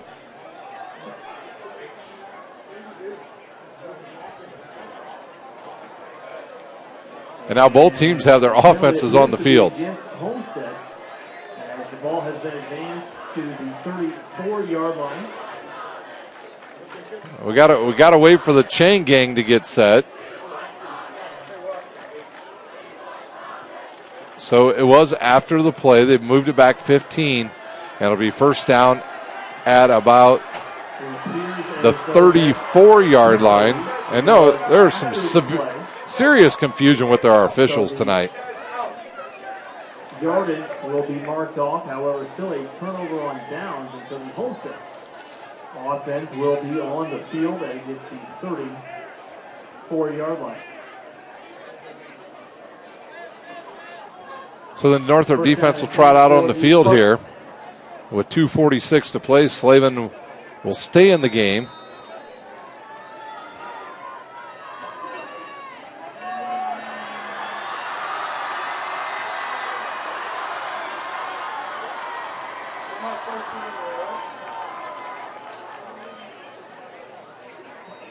And there's some movement again, and it's called. Once again, I think the center moved the ball, and the receivers were looking down the line, and he didn't snap it. Start against Homestead. That'll back him up 5 yards. It'll be first down and 15. So first down and 15 here at Spooler for Homestead.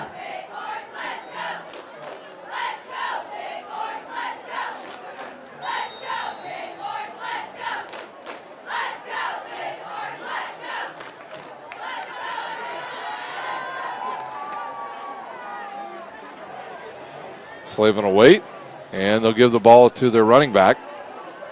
Some good moves there by Johnson. He'll pick up about 5 and get back to the original line of scrimmage. Camden Johnson on the carry, tackled by a plethora. Taking a look at the games next week here in the Summit Athletic Conference. Carroll will be at Snyder. It'll be Concordia at Homestead. Battle of 1-on-1 teams. It'll be Northside at Bishop Dwenger. Northrop will go to Southside, and Wayne will be at Bishop Lewis for a game they only have to go about 10 minutes. Over in the NE8 and the NECC and the AC, or the ACAC, Angola will be at Leo, Belmont at South Adams, DeKalb at Garrett, Delta to Columbia City, and Slavin now, he'll hand off once again right up the middle, and a pickup of about 5 more. Eastbrook will go to New Haven, who was losing tonight to Garrett. Jay County at Huntington North, who was getting beat by Eastbrook. Northwood at East Noble, and Norwell will travel to Heritage. Go to our website this week and find out which game we'll be covering for you next week here on Summit City Sports. We've got 1:30 to play here in this game. Well, early on, it was Northfleet to Davis for a 72-yard touchdown. That put Northrop in the lead 7-0. Barkus picked up a fumble at the 6:35 mark, ran at 75 yards for a return, and here is another run by Johnson off that left side, and he'll have enough for the first down. And then it was Bates to Kilby on a 72-yard touchdown pass. That gave Northrop a 14-7 lead before it became the all-Homestead show as Slavin hits Barkus in the second quarter for an 8-yard touchdown pass. That tied things up at 14. Then we started the third quarter. It was a 31-yard field goal by Jarrett to give the Homestead Spartans the lead. They have not given up since, 17-14. And then at the 4:50 mark of the third quarter, it was Slavin to Anderson on a 7-yard touchdown pass. Extra point good, 24-14 Homestead. And then it was Smith at the 11:54 mark of the fourth quarter, first play of the fourth quarter, a 5-yard touchdown run.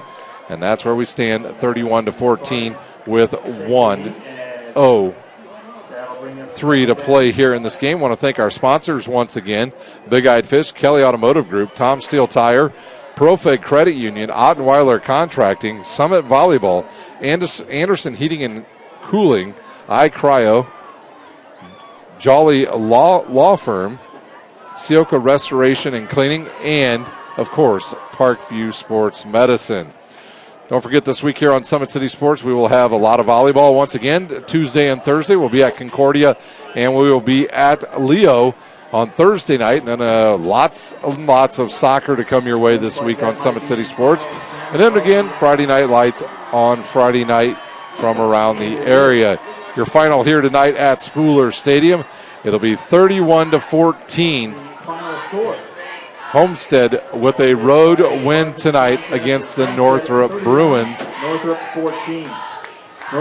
And some of the other games still going on. Make sure if you're done here watching us, flip on over to those and enjoy the rest of the night here on SummitCitySports.com. From my cameraman Thomas Nolan, I'm Ryan Dellinger, and you've been watching Indiana High School football on SummitCitySports.com.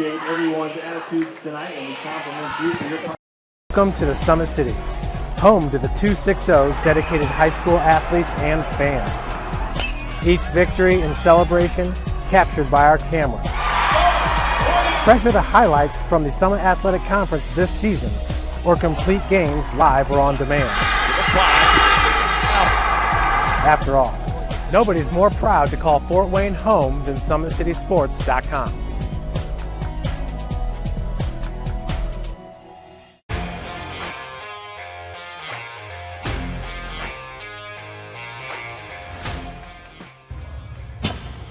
I like to stay active. I try to come in here at least 3 times a week and just get my 1-hour workout in. Since September, I think I've put on 22 pounds of muscle. I think my vertical has gone up plus 5 inches. I've gotten a lot faster since then, too. I can hit the ball further. In football, I can push people around more. It's basketball easier, too. Just being stronger just makes everything easier.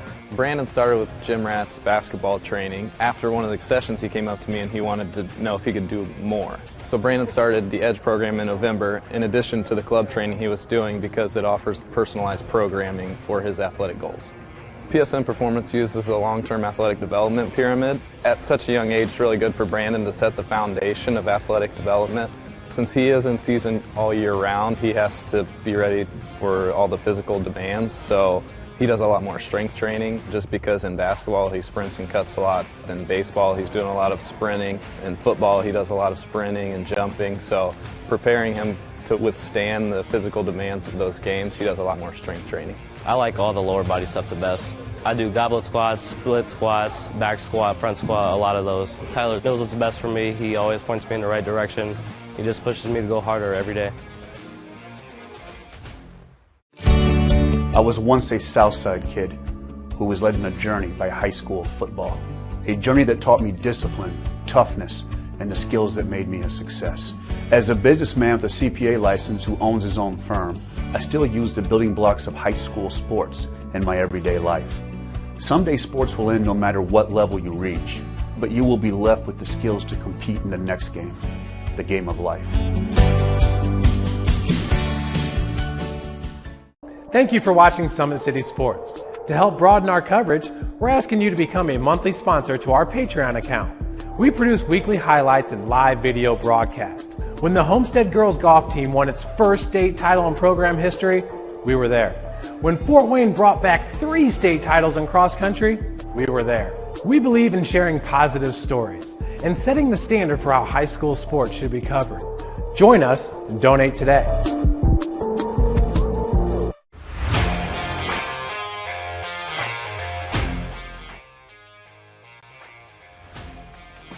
I just want to be the best in basketball. So I want to be the greatest of all time to play women's basketball. So I just know there's people out there working just as much as me. So I just want to keep working hard and keep that intensity going. And so one day I can pursue my dreams of being in the WNBA and playing overseas. So I just want bigger things to come in my life. I remember when I started in March, she could do 0 pull-ups. She did have a great 25-inch vertical when she first started. She only weighed 150 pounds.